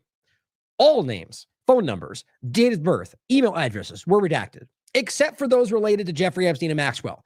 So what a convenient thing to do. Literally everybody's names were redacted because, well, we didn't know what else to do. Really? Come on, guys. That's insane. So the whole point of this, from everyone's perspective, was to get the people who were guilty. But guess what they did? They redacted every name, as they say. We did see some they didn't. There were plenty of mistakes. But it says, as we were not provided with the list of names to be redacted, all names, phone numbers, date of birth, email addresses were redacted, except for those relating to those two. Attorneys' names and other organizations were also redacted. Sensitive law enforcement. None of that was what they were required to do.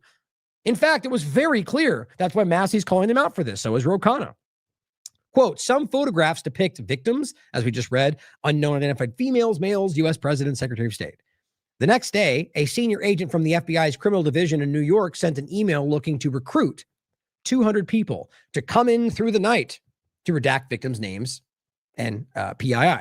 So this is, of course, what they were saying. Cash then goes, we were here throughout the night. No, I doubt he was or was involved at all. This is one night. But it's just funny how they're such LARPing performative theater administration. But so they bring in 200 people. So here's the thought, what Bondi or the rest of them. I'm of the mind, you can decide for yourself, that these people are not really in charge, whether they are told they are or not, that they're just people in the window dressing. And I think they're becoming uncomfortably aware of that in a lot of ways. So the question would be, with the Bondi kind of situation, is that just incompetence? Or in this case, is when 200 people come in, is that Cash doing that? Or are there FBI elements that are the ones doing that? And are they the ones that covered things up around certain conversations? Is he even involved in this? Like, I'm not saying anything other than considering that. But isn't that an interesting thought, that this would change a lot, and Cash has marched out there to say whatever he can? That's why he keeps making stupid comments, that he's not even truly doing this. And at the end of the day, the people doing it are the ones that they claim that the deep state, internal, whatever we talk about. Training to dozens of field agents on how to process and redact the documents using Adobe Pro. They literally brought in people who had never done this before and then trained them rapidly on how to do this. Gee, I wonder why there were mistakes. Some of the redactions after the first release, the redactions weren't saved in Adobe. Whoops. Remember, that's what we first saw, where you could just do something and remove the redaction. That's ridiculous. What's really interesting, it says, is the flurry of email queries prosecutors and FBI personnel received during their review of the files. For example, on March 11, 2025, an email was sent that said FBI Director Kash Patel wanted to know, among other things, quote, if there are any images of individuals on any videos which should be considered for prosecution. Gotta love that due diligence, right? Anything I should do over there, guys? Anything I should know? All right, keep going. Great job. The idea for me here is that this is something that could have easily been lied about, right? And he comes up and goes, there's no evidence of trafficking. Well, you're an idiot, man, because there's lots of evidence of that go well back before these files. And there's also evidence in the files. But he said that. So was he lying, or was he just played? I think it's really worth considering that right now. And with everything else we keep seeing about that one in particular. But so he asked them on record, and this is maybe again with the next conversation, why they want to cover up their communications that make them look like complete fools or criminals. But I just think that's funny. If there's any information, any individuals we should know about, yeah, man, there's tons, and we're all talking about it. The lengthy response sent 2 weeks later said in part that agents and prosecutors reviewed videos and photographs for evidence of a crime, but didn't find, quote, any evidence that anyone other than Epstein and Maxwell participated in the sexual abuse of victims in the case. That's a flat out lie. But of course, this could be because he was lied to. Just that affidavit, which I'll point to continually because it's I think one of the best pieces of actual evidence that you can prove because it was put through a court of law. that ultimately that is exactly that. That is evidence of anyone other than those two being involved, exactly that.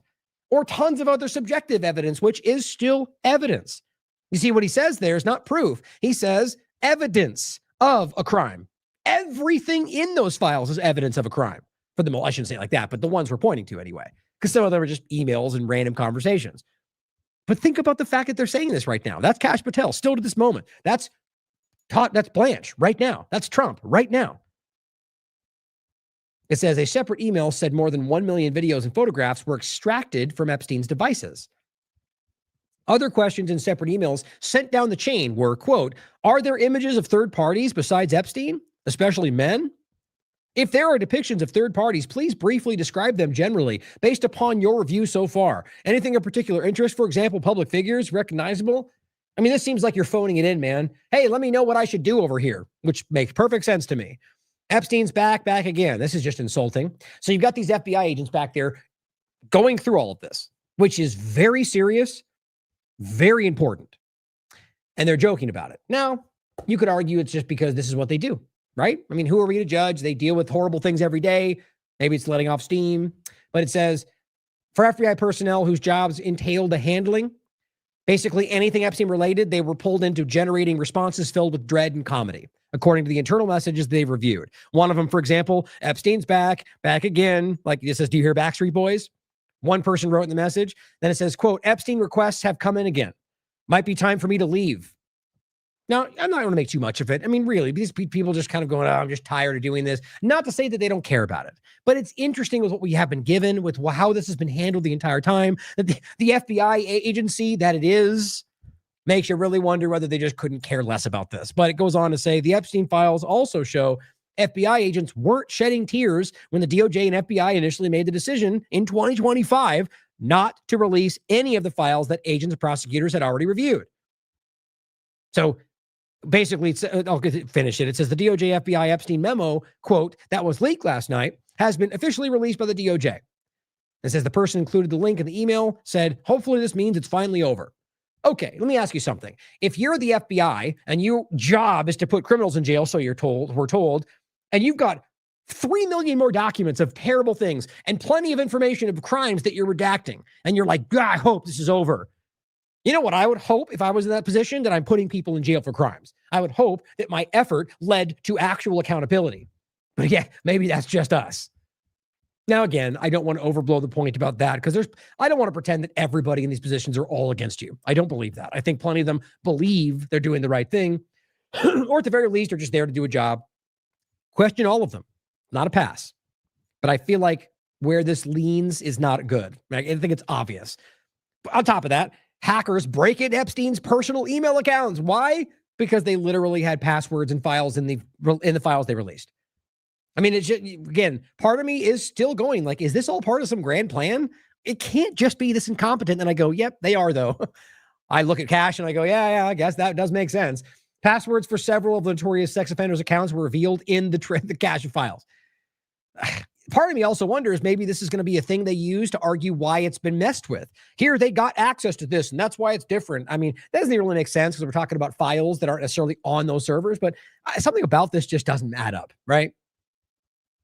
Now, this one I do think is really, I sent this to somebody else earlier and I said, I laughed like amateurs. You know, like these people, you can't stop putting yourselves in these positions. The DOJ omitted communication from Bondi and Patel in Epstein files. Now, there's nobody else that would have made that choice, guys. This is their internal communication. Trump doesn't, why would it matter unless that implicated Trump or somebody else? Now, it's obviously my opinion, but come on, think about the logic of this. A watchdog group, more than one, by the way, is calling this out, is asking the Department of Justice to explain why it has not included communication from top Trump administration officials in its release of over 2 million pages, tied to Jeffrey Epstein, according to a complaint filed Friday. I'll include that for you, actually. Here's the actual complaint itself. So you have the documents to go through. Now it says the DOJ impermissibly, that's important, narrowed the scope. So illegally, they narrowed the scope themselves of disclosed documents that were required under the Epstein Files Transparency Act. The complaint calls it deeply troubling that no communications, none, from Attorney General Pam Bondi, Deputy Attorney General Todd Blanche as well, and Kash Patel appear in the ream of documents, despite their involvement in releasing them. You could also argue they kicked them all over into the other 3 million and just pretended like they haven't gotten to it yet. That would be something they do and act like that wouldn't be obvious when it comes out. But they're in this communication. They're involved in this. All three of them are key to this conversation. It says they have been at the very center of the DOJ response, or lack thereof, to congressional and public calls for production of these files. If DOJ were adhering to the broad scope of the Transparency Act, the Epstein library would be replete with their communications. That's an absolute, guys, and it is not. The obvious conclusion is that these communications have been withheld, destroyed, or redacted to the point that they are not retraceable in their files. I just think that's wildly obvious. So my gut tells me it's because they're showing things. I mean, like, okay, I can see this in a world in which this is their purview. They're the ones handling this to a degree. Like I said, like they have the position, so that they wanted to go in and make things happen. I think they could. I just don't think that they really have the influence, let alone the control. But so you have a situation where they're realizing probably that our communications as they search show up in this thing. And so then they look and go, man, that's us talking about things that make us look so stupid, that show that we don't know what we're doing, that show that we don't understand what Trump is doing, that show that we have no influence over the FBI, that show that Trump is laughing at whatever. And that goes, get that out of there, because that we can't let that out, and hopes that nobody even realizes. I mean, to me, Occam's razor, that makes the most sense, because I don't see how else it would be, unless it is them in real time covering things up and being too stupid to realize their communications would be included in this, which would also make sense to me. But whatever it is, guys, this is clear that they withheld their communication. And you have to realize that if they're willing to break the law just for that, then I mean, that's in either just they're that bad at this, or there's something very serious right there. It says the files were heavily redacted. Friday's release, it says, basically they're reiterating that the release they just put out, that's the last of it.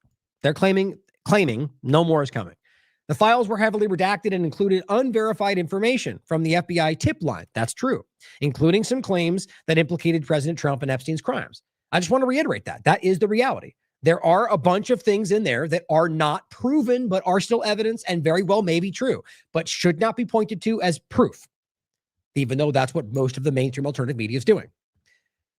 Now, Blanche assured reporters that the DOJ, quote, complied with the act and, quote, did not protect President Trump. I mean, of course you have to say that. We all know you didn't do that. We didn't protect or not protect anybody. Oh, you mean other than the victim's face that you let out, or the nude pictures of that victim that you put out, or the fact that you, didn't redact her address and phone number? Oops. Yeah, you didn't protect them, Todd. You know that, but you're lying right there. You also very clearly redacted Trump's name all over the place. You also very clearly are not going after all of his. It's just insane. Like I started with. What else are they going to do? They're going to come out and go, that's not true. Because if you say that is true, you're going to be marched into jail. The Epstein Transparency Act, I doubt that, to be honest, but at least that's what should happen. The Epstein Transparency Act's sweeping language was designed to maximize disclosure, minus narrowly tailored exemptions for victim privacy, national security, and to protect ongoing investigations, right? That's what we're saying. There's no place in which those things fall into it. They might try to argue that. Quote, this is a tired narrative. Guess what that is? That's the DOJ response, which is exactly what I would expect. That's DOJ. That's Bondi, right? So they come at them and go, hey, you have communications that were inevitably involved that aren't in this, and that's a violation of the act. What a tired narrative. That's actually their response. They are playing into the partisan social media game with everything they do. Guess what, guys? That's not going to work unless you're on Twitter. Tired narrative? You mean the fact that you literally didn't do that and that's on the record? You can prove that? Oh, you're such a tired narrative. That's just a desperate effort. I mean, everything I'm seeing these days is just like, how is that not desperate? It goes, quote, just because you wish something to be true doesn't mean it's true. Okay, it is, though. You can prove that. The department produced more than 3.5 million pages in compliance. It's actually less than that, which is funny that they can't even get their numbers right. I guess they just lie as like breathing.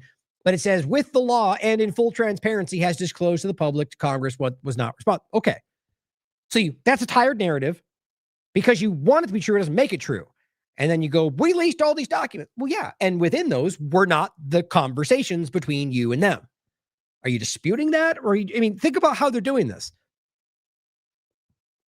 By saying you wish it was true means you're implying it's not true. But then just simply go, look at all these things we released, which does not prove what she said was false. Again, belaboring these things are sometimes important, but I think we're at a point where this is just embarrassing. But I know there are people that disagree. So if you can't stand here and recognize that this is a complete deflection, like, okay, if they did include them, they'd be like, what are you talking about? They're in the files. Okay, that's one obvious. They would say, you're wrong, and they're in there. They're not. We can prove that. So why wouldn't they just go, well, we decided to investigate them more because of X, Y, and Z. They'll come out with the next bat or whatever. Something other than, oh, you're dumb and tired and you're a liar. Shut up. That's basically what it amounts to. I don't know what that is but incompetence, because my God, that's pretty sad. But here we are where they're covering up not just the Epstein files, not just traffickers and pedophiles and sexual manipulators, but their own conversations about all of it. That's the world we're in right now. So let's end with the ICE conversation. I was going to play this yesterday, but let's play it now. Now, this is just somebody speaking on this. It's not meant to be this is not anything other than her experience and what she's seeing. I have proven enough on this show for you guys to recognize that there's something amiss here.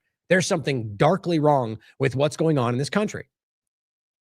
It's exactly what the Republicans were pointing out, but now they choose to pretend like it's not there because it's implicating their own team. And I mean the team sport players. I think the majority of left and right are very uncomfortably aware of what's going on and calling it out. Here's what she had to say. And we're going to get into the overlap. Remember the overlap of the trafficking conversation. And this is what she's discussing. Where are these children? Now, that's just to segue into what ICE is doing, but we should really be thinking about whether there's something going on here if we know they're covering up for it over there. I'll just play the clip. This account gives a lot of her opinion about it, but read it for yourself. I agree with most of what she's saying here. Here's what the person was saying about what's going on to migrants. One morning, I was asked to help locate a fourth grade student, Elizabeth Zuna. I met her father, Luis, in the hallway, and he told me that Elizabeth and her mother had been taken by ICE that morning on her way to school. Elizabeth was able to call her dad, and an ICE agent said they were going to bring her to school. Several staff members, including myself, waited outside the school building for a vehicle to approach and drop her off. No one ever came. That morning turned into hours of phone calls, desperately trying to locate a child. We did everything we could to keep Elizabeth's father calm and allowed him to remain at school as we searched for answers. By that afternoon, we had learned that Elizabeth and her mother were already taken to Texas. Now imagine you're the father, right? You don't know what's going on. And you're at the school going, what the hell happened?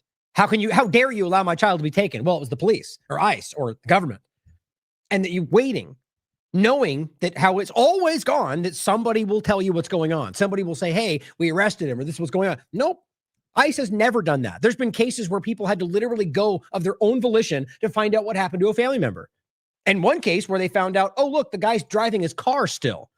Not a joke, by the way. This is so very wrong. It turns my stomach. In my profession, I have seen many people break down in grief, but the image of Elizabeth's father will stay with me forever. I watched him sit in his car, bury his head in his hands, and cry uncontrollably. And those are images you do not forget. That's Tracy Zhang, a social worker at Highland Elementary in Columbia Heights. That is the same school district that Liam Conejo Ramos goes to. She says Elizabeth and her mother are still detained in Texas. She spoke about them during a press conference with Governor Walz and Attorney General Keith Ellison, and there is an online fundraiser. And if you want to support them, you can.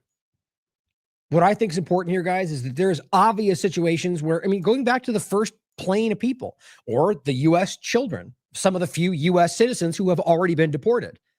Where where are these people at this point? I'm not saying, there's probably some that are in that country or in that jail cell, but we have to realize that there's already been this opening gap, like we see with every one of these situations. The Syrian war, hundreds of thousands of children went missing that nobody ever found. Some of them died, yes. Some of them were trafficked, and that was proven. And that's your government involved with that, the people they're working with. And now it's happening again with the people they're doing with whoever they're ethnically cleansing in Syria today. You could point this out about Gaza. Same thing happened. What do you think happened to all these children in Gaza? This is always the reality. So what I want us to consider is whether or not the same thing with the same people is happening right now. I mean, if we can make the argument that it happened under Biden, why is it so difficult to think that it happened right now if you are starting to hopefully realize that it's no different? But consider it is all I want from you, is to realize that they're scooping people up with no accountability, no obligation to tell anybody. And if it hadn't been a father waiting, if it hadn't been a mother with them, if there was some other, if it was one, I mean, 100 of possible scenarios where you could have a child that's taken and then them realizing that there's nobody to be accountable to. Well, maybe the guy is an illegal alien. I mean, the point in this is not about whether they're here illegally or not. It's about, through whatever's going on, openings to, kidnap children, essentially. And I don't mean that in the sense that it's always the larger picture, just them taking children without accountability, sending them to for-profit child services, which is part of what's happening. I mean, that's the most uncomfortable part of this, or I shouldn't say the most, but the most obvious to see, rather, is right now you've got people involved with Trump's administration, Tom Homan, for example, who are profiting wildly off the people they bring in. And they're shoving profits in the faces of ICE agents, even when they arrest people who are U.S. citizens and let them go. You see how this works? And this massive profit machine is being made off people's arrests, not even their holding, and also their holding.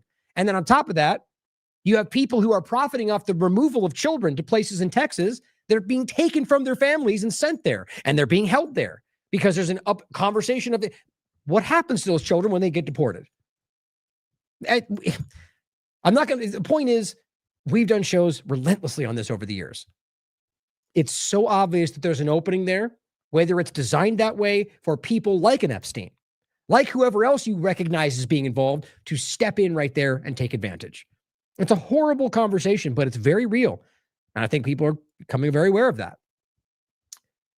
But anyway, so this was just her, one example of dealing with that. Now, let's also realize, I showed you yesterday, that right now, as of today, going back to 2022, for this is the original article, criminal misconduct by U.S. border officers, which is Border Patrol, ICE, all the rest of it, has reached a 5-year high. Now, the crazy part about this is it ends up being 0.1% lower than the total amount of crime that they're actually stopping with this enforcement. And that goes all the way to today. Department of Homeland Security agents have already have a notable poor level of compliance with legal requirements. What an understatement of where we are today. Indeed, one remarkable fact is that today, before the recent hiring surge, before the crazy thing they did with ICE, so it's so incredibly worse right now. So before that, Customs officers and Border Patrol agents have committed crimes at a per capita rate that is greater than the crime rate for people who immigrated here illegally. That's not to say ignore those crimes. It's simply to realize that if you're okay with them breaking more laws to put away less criminals than what they're doing, then you're being played. You don't need to break the law to put criminals in jail. But the government would sure as hell want you to accept that. Now I went over this yesterday as well. Here's that's right. I was going to read this to you. I'll just skip it for time today. This is an interesting article, though. It goes into the difference between the way they frame them, the 1801s and the 1811s, basically detectives versus the street police, and how they basically mashed this all together today. And now you've got these street police people out there who are being given positions that they don't know how to, they're not the people that should be conducting these type of operations. Sort of like having a bunch of random agents redact things. This is what we're dealing with today. Now, as well as yesterday, let's realize that one of the large parts of this, not the only part, but one of them driving this, is that the ADL, or rather, excuse me, that's what the title, the ICE agents are, in many cases, training with Israeli IDF.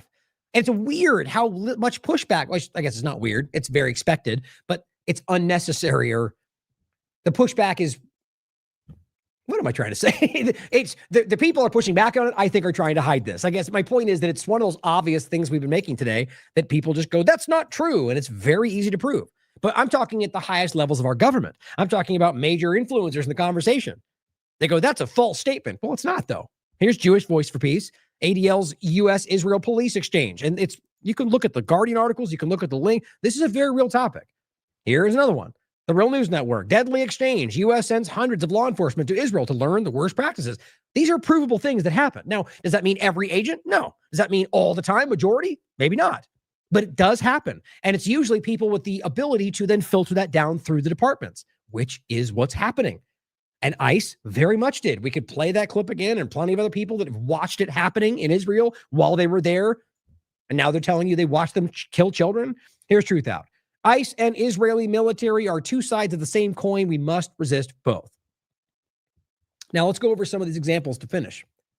Some of these are pretty horrible. Now, first of all, this is where they're coming from now. And this is my point about how they're trying to evolve the way we understand these things. It starts where they just pretend like they don't need warrants until people start going, but the Constitution, though, that you claim you care about. So then they come up with a different conversation. There's varying elements between this. Most recently, it was administrative warrants. So we can basically give ourselves a warrant through the ICE and then go out. Well, that's not how that works. It's illegal because the whole point is that they aren't able to go, I get a warrant because I want one, and go do it. There has to be a judge. Now, administrative warrants can be used in regard to, let's say, a migrant who lives at their home and is in their home, and they've got a order of removal, or what the term is. The point is, then they can go in their home and use that to go take them. But what they're doing is going, and even then, we should have a conversation about why that is unconstitutional. But even that, but the point is, beyond that, they're using these administrative warrants to go after you, to burst into U.S. citizens' homes, claiming there's a migrant in there. Well, even if there is, even if they're illegal, it does not give them that authority. The Constitution says so. Supreme Court says so. But here's Bondi and Trump and Nome and all the rest just gaslighting you into thinking it's okay. Now, beyond that, since that's been pushed in our faces, here is what the ICE agents want you to believe. Do you have a specific warrant to look for anybody? Do you have a particular warrant to look for anybody? So I'm the elected official. My name is Jake Efro. So in case you hear, he's an elected official. I am the city council person right here in Jersey City. Listen, there's nothing that you're going to say that's going to prevent. Hey, did you hear that? Before this guy jumps in, the first thing the other person asked, do you have ID on you? It's just so clear where this goes. You don't need to have ID on you, but here's what he says, and this is the important part. So I'm the elected official. My name is Jake Efro. I am the city council person right here in Jersey City. Listen, there's nothing that you're going to say that's going to prevent us from doing our job. Just letting you know. So you're wasting your time. You're wasting your time. Okay, what is your job? No, we're ICE. Okay, clearly we're marked. All right. So. Well, that doesn't always mean anything, does it? We'll get into a story again in a second about people raping women when they're dressed like ICE. As I told you many times already. And by not identifying yourselves and giving names and warrants and identification, that opens that door. And then it also legally allows people the resistance to when you come up and go, do what I say, I'm ICE. Well, how do I know? Prove it. I don't care if you got a vest on. By the way, that's your legal reality, guys. Those are your rights.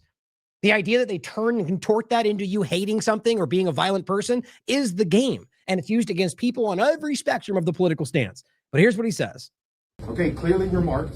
All right. So I'm just letting you know. You can continue talking, but we're not going to answer any questions. So just stay there. You can observe. You can do whatever you want. Just don't interfere. Are we cool?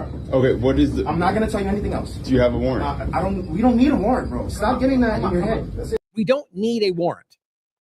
Oh, yeah, you very much do. Well, it depends on the circumstances. Let's be clear. If you're walking down an open street, you don't need that to. Well, the reality is, in regard to going after somebody, they are not legally allowed to just randomly walk up to a brown person and go, let me see your ID. I think you're that's not how this works. The fact that people claim that today blows my mind. Those are the same people who said that Obama was going to do that, but they don't care now. It's just pathetic. The truth is that there is a legal, whether you're an illegal alien, a green card holder, visa holder, American citizen, naturalized or otherwise, you have constitutional rights. All the idiots out there claiming otherwise are idiots. They're wrong. Look it up. It's easy to prove. So the reality then means that you have those rights. So they're not allowed to go up and be like, prove who you are. Papers, please. We always used to remember that, right? But if they have they're going after somebody in particular, and they think that's you, this is how they play that, right? They can go, we thought you were this guy. They've done it before. But then they can go and they can try to figure that out. But the reality here is they need a warrant to go into a private residence, other than a specific example I just showed you. So as they enter this building, this is required, especially when you go into individual residences, which is where they are. It happens every time. And so the fact that he's screaming, we don't need a warrant, is just patently wrong. I think they actually believe this, though. You know why? Because of a memo that they've signed. I already covered this, that says otherwise. That's it. Why does that make any sense? Because Trump can sign anything and say that's now the mandate, right? That's the law because I'm in power, even though that's embarrassingly not what anybody ever pretended America was like. But here we are. As I told you, Whether Obama or Bush or anybody else, when you direct, executive order, that's rule by dictate. That's what Trump is doing. He signed a memo, or not even him, somebody else in the FBI or the ICE agent signs the memo that says, now you can do this. And they all go, okay, here's how we're being trained. The current documentation shows the opposite of what they're doing. But we don't need a warrant. What is your job today? Are you just looking for anybody in particular? You have no idea who you took, huh? Because here's what's crazy about this, right? So they're wandering around and they end up on the street grabbing some random person. And it's like, the idea, and this is what they've done every time I've ever watched this happen. And they don't even know who they're going after. That is a crime. You're just picking up random guys, you're profiling random guys down there, you profiled a U.S. citizen. You don't care. And of course, if there was nobody watching, then nobody would ever know. And that's the only reason you need for why this is necessary. And it's simple, guys. Now, I'm not necessarily saying in this explicit example on the street. What I'm saying is we can prove 1,000 times over that they are doing that. And then you literally just heard him say something you know isn't true. If you have any understanding of the Constitution, if you have any belief in this country, then that should be something you call out. You're just picking people up, right? You don't have warrants. You don't have warrants for their arrest. Yo, stay away from my neighbor. Stay away from my neighbor. Stay away from my neighbor. Stay away from my... A fair warning. For what? Doing what she's allowed to do within the Constitution? My neighbor. We have the legal right to record. I think they do this because they now believe that if I go up and say, you've been warned, and then you just stay there, they can use that to attack you. They've done that. You have the legal right to... You better stay away from my neighbor. So that's a normal, continual example, but a smaller one, right? In the context of what we're actually dealing with. Now, here he is. Oh, sorry. This is the you don't need a warrant point. Oh, I thought it was going to be this one. I'll show you this in a second. Again. Oh, it's way down here. The one that says you're now a terrorist. I'm not going to play it again, but I just want you to remember that point. So she play something next. But first, this is the one I was thinking from the other girl. She turned out to be a social worker. This one is an immigration attorney. Now, again, just her statement. Take it for what you will. You can prove almost everything she's saying in 1,000 different ways, but this is what she's dealing with and what she's in her clients in regard to people being taken by ICE. Michael, independent media, would you want to say a few words? Well, what's happening here today? Just basically, it's total chaos. It's total chaos. I'm an immigration attorney, and the people who are being detained are being denied access to their lawyers. Which we've seen endless amount of times. Literally being told you don't have that right. I mean, I've got this stuff on video, guys. So you don't need to, that's happening. Now, whether she's lying about it or not, you could consider that. But we know that is happening. How can you be okay with that? Not only because they're human beings, but because they actually have rights like you do. That's what we actually believe. If you somehow believe because they're not, born here or they have a different skin color, therefore they don't have rights. I mean, think about what you're saying. I mean, genuinely think about that. How does that even possibly align with what this guy? It doesn't, guys. That's a barely concealed, disgustingly racist view. That's all it is. The reality is that this was designed as ideals, principles that we believe in, that we can only enforce within these borders. But hopefully, if we demonstrate this to the world, that they will do the same. And to some degree, it has, it has influenced, and now we've gone the wrong direction. But realize that it was always designed as just God-given. You know, where we get pretending that God only gave them to Americans. It's just such stupidity out there, but it's willful. Just to prepare people for times like this. And we said, memorize our numbers so you can call us. They don't even get phone calls. Half the time, people can't even determine where their loved one is. And they're sending most people to Camp East Montana in El Paso, Fort Bliss.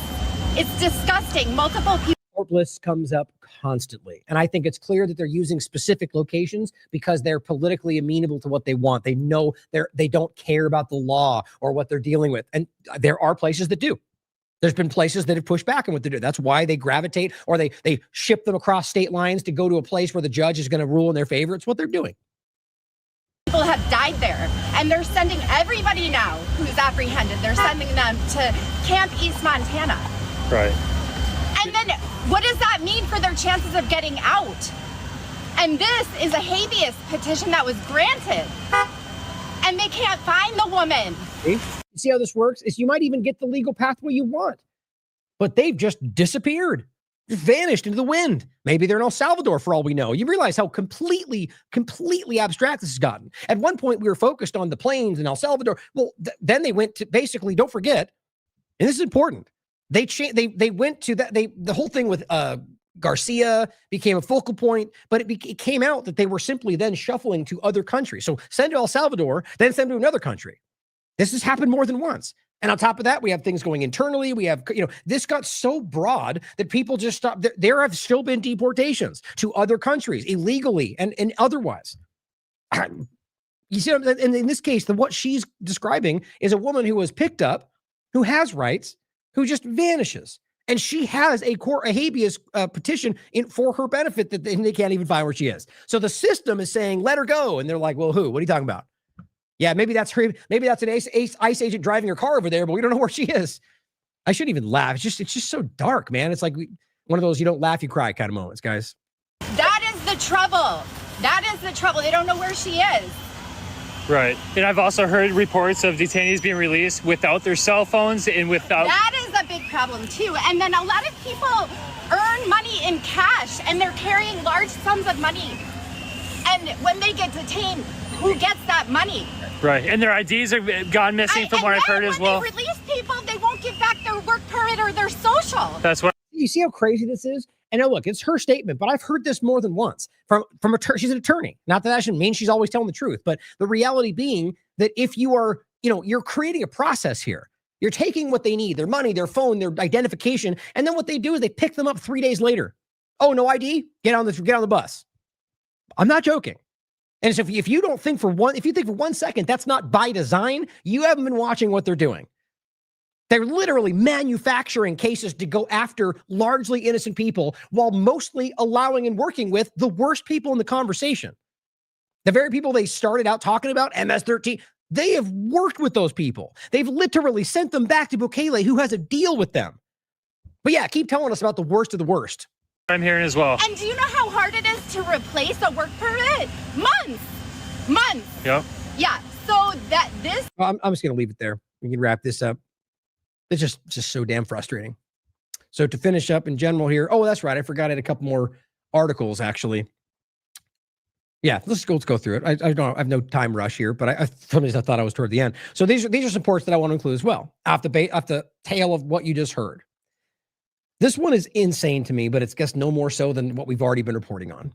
So this came out. ICE agents initially claimed that this person had tried to flee while handcuffed. And then literally their quote, purposefully ran headfirst into a brick wall.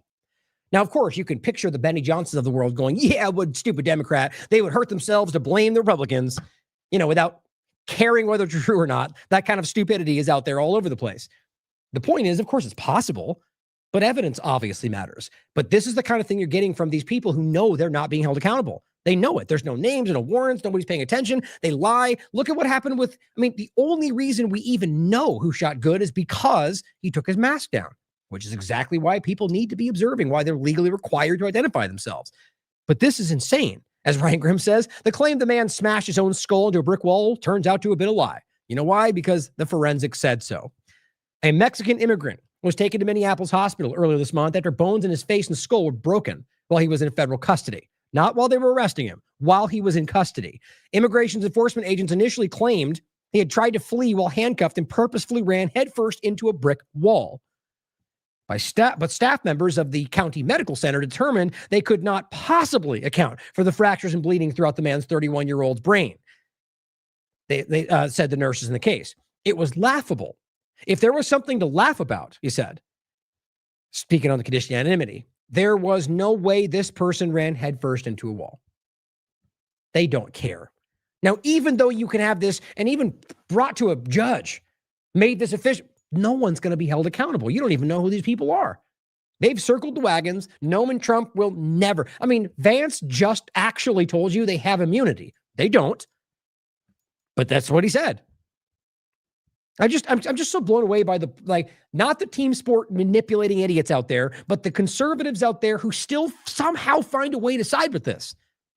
I just don't understand you. If you believe that you're fighting for the Constitution and you're fighting for, everything they promised, you should be screaming about how you're being misled right now. I'd like to believe that's everybody honest. If that's the case, then, my God, guys, it's just so, I don't want to believe there's that many people who are willing to be, who are bad people, who are out there pretending to care about good things while out there going, yeah, screw them over. I just don't believe that's the most of humanity. Now, an FBI affidavit admits that an ICE agent shot a man while he was fleeing from 10 feet away. Not as DHS claimed, while he was being beaten with a shovel. Just one of the stories we've already covered. Yes, it came out even further. No, they didn't beat him with a shovel. No, they lied about. Yes, they lied about that. They're just being caught one after another, lying about major cases, 2 of which I've already shown you in this conversation, actually 3 of which. President Donald Trump's top immigration officials have repeatedly made statements. This is Reuters, by the way. January 28th. In 6 violent encounters, evidence contradicts Trump immigration officials. We already did this. I put out 4 cases, 2 of which they don't even mention in here, which is a very public case, where they're literally caught in court lying about what happened. Donald Trump's top immigration officials have repeatedly made statements that are not true, including 2 fatal shootings that we all know about. Renee Good, Alex Preddy. Now, these are the evidence does not support what they claimed. Not even getting into what the intent was or whether they should have been shot. It's insane that we can even talk about. But the reality being that what they said, they surrounded us with their guns drawn. No, they lied, guys. They lied. So if you can acknowledge that they made that up in the beginning, maybe you can wonder whether they're lying about the outcome. I know it's shocking, right? Trump officials quickly painted the 2 recent shot. I'll just jump past it. The point is, Preddy and Good are clearly things they lied about. And then the evidence came out and they still lied about it. And they've continued to push in. In one non-lethal shooting in Minnesota, court documents emerged showing an incident began with a case of mistaken identity. We've talked about that. A death in a detention center that the U.S. Department of Homeland Security described as an attempted suicide was later ruled a homicide by a county medical examiner. This is just beyond dark. These guys are quite literally murdering people in prison and laughing about it, and we just keep carrying on like nothing's happening. And they're getting caught for it, and nothing's changing. Let alone, talk about the Epstein files. We're watching our own authority figures murder people in prisons, murder people in the streets, U.S. citizens, and we just move forward like nothing's going on? No accountability, no investigation? Guys, that should be so jarring that it shakes us free from whatever's happening. Quote, it says, they're trying to control a narrative from the very start. They don't seem to care when they've even been proven wrong. So, DHS said Preddy brandished a weapon. He did not. This one's this is the one that we've talked about. DHS claims, this was that one. The good weaponized your vehicle. And the point was, no, videos of the shooting taken from several vantage points, including cell phone, show that basically contradicted what they claimed on both those cases. Now, this is the one I was talking about. January 15th, ICE officers were conducting a targeted traffic stop, which was not actually. They lied about that. It's proven. And it says they crashed into his car, fled on foot to an apartment building. This is the whole lie of the shovel. DHS said at the time that the 2 men hit an ICE officer who pursued him with a snow shovel and broom handle, prompting the shooting. Court documents told a very different story. And that's the one he was referencing. They lied about this. Here's the other one. This one is the detention discussion. DHS issued a new statement after an article was published that said Lunas tried to commit suicide and then resisted security officials. The medical examiner, of course, released a report last week that found the death was a homicide. We talked about this due to asphyxia from the neck. There are people that were in the jail that said they heard it happen. The death was one of 6 deaths since January. But guess what happened? Nothing. Nobody was held accountable. And we know they got caught lying. We know this happened. We know that they're lying on record, and nobody went to jail. Where are the judges? Where are the lawyers? Where's anybody who's honest in any of this conversation? All the mainstreamy normie out there that know this is right in front of you and no one's doing anything. Probably because they're terrified. Probably because they know if they do, they'll probably lose their job or they'll get sued or they'll disappear. I hate to be that's what I believe, guys. I think this is where we actually are. Widespread misrepresentations call into question everything the defendants say they are doing in their characterization of the crackdown. In one instance, Oh, wait, did I skip the... Oh, no, that's this one, the last one. So bottom line, they're lying about so much that the logical thing to do is to go, they're probably lying. And that's the reality. If they're lying 90% of the time, when they speak next, you're going to go, well, 90% chance, right? It says in one instance, Homeland Security posted that on Twitter that, quote, rioters surrounded law enforcement and attacked a van carrying detainees, an encounter that escalated until someone threw a rock at Border Patrol, hitting him in the head, they claimed. 5 days later, Bovino said in court that the rock had not hit him. And he goes, well, it almost did. Oh, so you lied then. Like, this guy's moved aside because I think they were a little bit too Nazi-ish for what people wanted. Bovino lied multiple times, the court found. Every minor inconsistency adds up. And at some point, it becomes difficult, if not impossible, to believe almost anything. Homeland Security said in a statement after the ruling that officers were facing rioters, gangbangers, terrorists, and that they'd shown incredible restraint and exhausting all options before force was escalated, and they lied.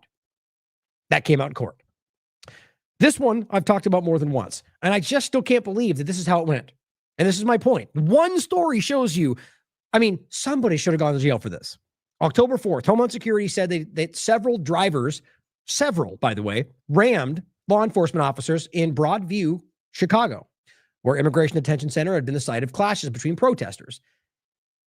DHS said one of the drivers was armed with a semi-automatic weapon. Law enforcement was, quote, forced to deploy their weapons and fire defensive shots at an armed U.S. citizen. The woman, U.S. citizen, was shot by agents 5 times. Remember, this is the guy that said 7 shots, 5 holes. So they're actually wrong about this, at least unless he's wrong about his shooting. The agent on the record, as they even say, he later boasted about his marksmanship in text. Well, literally verbatim, he said 7 shots, 5 holes. And then mark that one down, boys, or something like that. So interesting how even Reuters got this wrong. But the point is that she survived and was indicted on charges of impeding a federal officer with a deadly weapon. The officer later boasted one of the agents actually rammed her vehicle with his. It's on video, guys. They said she rammed him, he rammed into her, got out of the car, they surrounded her car, and then they shot her. I mean, think about how insane that is. On November 20th, the government prosecutors asked the court to dismiss the case. So you're going to tell me that you're claiming a rabid Democrat agitator came at you with a gun and you had to defend yourselves and you just want to dismiss the case? Does it sound like anything they would do? They want to put a sandwich thrower in prison for 20 years and you're going to go, yeah, let her go. No, they lied. It came out in court. They lied about hitting her. They lied about what happened. They lied about she didn't even have the gun. There's multiple examples of this. In one case, they claimed somebody had a gun that was back at their house. In this case, it was apparently in her purse. Either way you look at this, they lied about what happened. Now, I'm of the mind, like I said before, they look up her information. They find out she has a license, and they just probably yelled the narrative because they know that they might go to jail if they carry it the way they were. I mean, guys, they shot this woman. They bragged about it. They lied about how it happened. The evidence came out. Nobody went to jail. I just can't stress this enough. This is on Reuters. This might as well be the Epstein files in the ICE conversation. They're just going, screw you, deal with it. This is your new reality. We're going to pretend like we care. No one's going to go to jail. And eventually it just becomes your norm. Welcome to the new normal. So at the same time, those people who are out there killing U.S. citizens in the streets and lying about it are telling you you're a domestic terrorist. Guess what? Now you're a terrorist because I took your picture. That's what he said. We all saw it. On top of that, as Jason Bassler points out, well, when ICE scans your face with its mobile Fortify app, it's entered into a 270 person database, million, I think, and your biometrics are stored for 15 years, even if you're a U.S. citizen. And there's no match found. No rules, no opt-out. ICE says the app overrides birth certificates. See how this works? You think that has to do with immigrants, guys? I mean, and why do you think they're scooping up anybody? They're going after everybody. You can't see this by now. I argue you don't want to. This is, I mean, even if you agree with everything that's happening, even if you think they're doing the right thing, this should be something you call out and go, wait a minute. That's against my rights. You shouldn't be able to do that. Well, too bad. On top of that, DHS is now repurposing, as we recently told you, $55 billion Navy contract to build nationwide ghost network of detention camps, warehouses, tent cities, and one of the largest detention center expansions in U.S. history. We're told it's temporary, just for migrants, not domestic terrorists, not yet. Yep, isn't this exactly what Jones was telling you was always coming, and now he can't run away from it fast enough? Oh, that small Palantir thing. Oh, you mean those little things for the, everything's a deflection and a sidestep. And it's like all of the rest of them. And that's what we need to start recognizing. This matters, whether it's Trump or Biden, guys. An honest person, an adult, can go, hey, I don't like that even when it's my guy doing it, because I'm not a complete moron. The reality is this is problematic because obviously they've already been going after U.S. citizens. They've already threatened to deport U.S. citizens. I mean, what more do we really need to see, guys? This is everything we've been telling you is coming for a long time now. Now, on top of that, what have we been seeing them do? You can't observe me. You can't film me. You're breaking. Just, what the guy say? You raise your voice. What was it? You raise your voice. I erase your voice. I think that's what he said. Something like that. And it's on video. So basically saying, you yell at me, I'm going to do something about it. You come up and you film me, I'm going to take your phone. We've seen countless examples. Those are all crimes. They violate your rights. The reason it's important, as I've already demonstrated, is because they're out there breaking the law. Now, there might be people out there observing and then doing something they shouldn't be. Then engage with that. The point is there are people out there simply trying to hold you accountable because you are breaking the law, and they're treated like they're terrorists.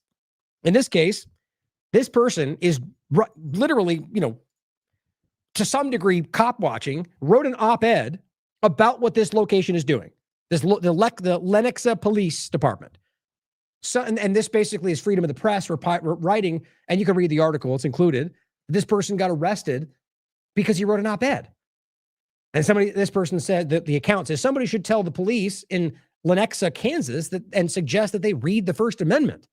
Officers there criminally investigated a local man, including tracking his car after he wrote an op-ed critical of the department. Well, isn't that the tone we're setting? Ozturk, Khalil, you say things that we don't like? Well, you're a bad guy because we frame you as a terrorist. This is just so rapidly escalating to the most benign. These are local police now arresting somebody or investigating them because they wrote something. That's supposed to be so shockingly counter to American values that they should be charged with the crime almost. They should be laughed at the very least, but here we are. This is what it looks like to be rampantly lawless and have that become the norm. Trump and Biden and the rest are doing the same. Now, on this note, and I hate that it's coming from Cenk Uygur, but he's right. And this is where I saw it first. It's always what I do. This is a video I won't play for you, but Susie's just highlighting what he said. Masked men are pretending to be ICE, and they're going after Latino girls and women. Now, whether that's the only thing or not, I can prove this. I've seen this happen. I've reported on it at least 3 times. These men look exactly like ICE and Border Patrol. Guys, you can buy these things on Amazon for basically nothing. Down to the vehicles they're driving. And all that means they put a little, magnetic thing on there.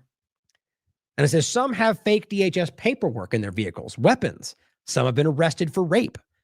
This is not something to be dismissed. This is real. I've talked about it more than once. There are people that are robbing stores. Now, it's not like it's every single day nonstop, but there's continual examples. And I guarantee you it's getting worse because it's only getting more frivolous. It's getting more muddied. They're pushing back even more about anything. Don't film us. Don't hold us accountable. Okay, so what happens if a fake ICE agent with a fake car goes in and does this, rapes some woman in her house? Then what happens? She comes out and goes, this guy, well, who? What's his name? Well, we don't know. Well, guess how perfectly it lines up with what they're doing? You'll never find out. That means that the rapist gets away because of what ICE is doing. And they're also it's so, the obvious point is these people are breaking the law by not showing their faces and not identifying who they are. And that opens the door for this. And then they tell you you're wrong for caring that they're doing this while this happens, and they break the law by doing it in the first place. They're rapidly changing the way you view everything.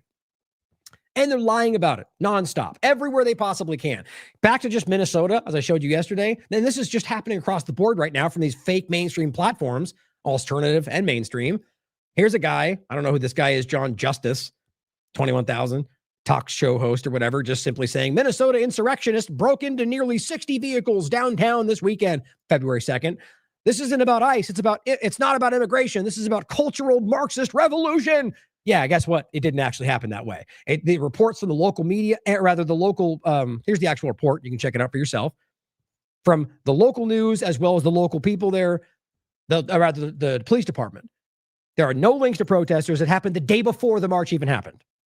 You can prove this for yourself, but it doesn't matter because it works for the narrative, right? We can go Marxist, maniac, terrorist. Well, it's the same thing they did to you in the trucker convoy. You're all doing the same thing to each other, and you are being laughed at by the government, pulling the strings on both sides.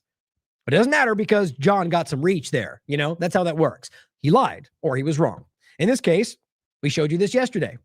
Here's a video that's going all around, millions of views, from a person in Minnesota. This woman wants you to know that Sharia law is taking over. Guys, I am in Minnesota. Minnesota does not even look like Minnesota anymore. I was born here, and it's like everything's changed. Look at this, guys.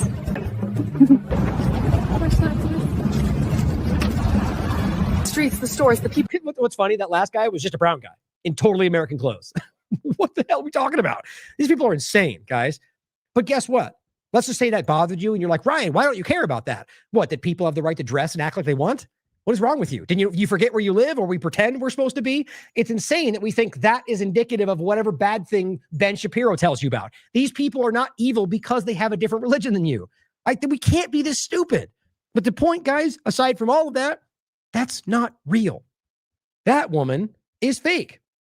Now, this is just the person who posted this, but we always check this stuff for ourselves. And whether Grok says it or not, this has actually become pretty prominent. I've seen this gone around more than once.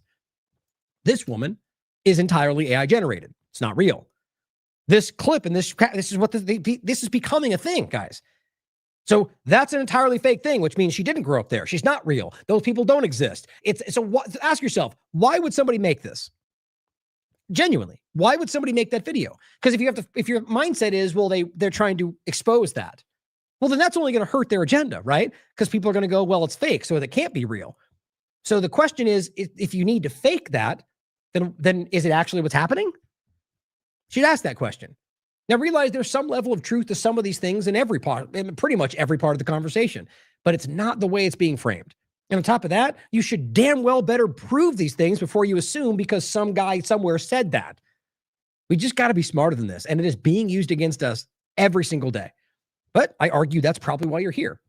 Because whether or not we're accurate in everything we think is happening or whatever else, our track record speaks for itself. And I believe it's stronger than pretty much anybody out there.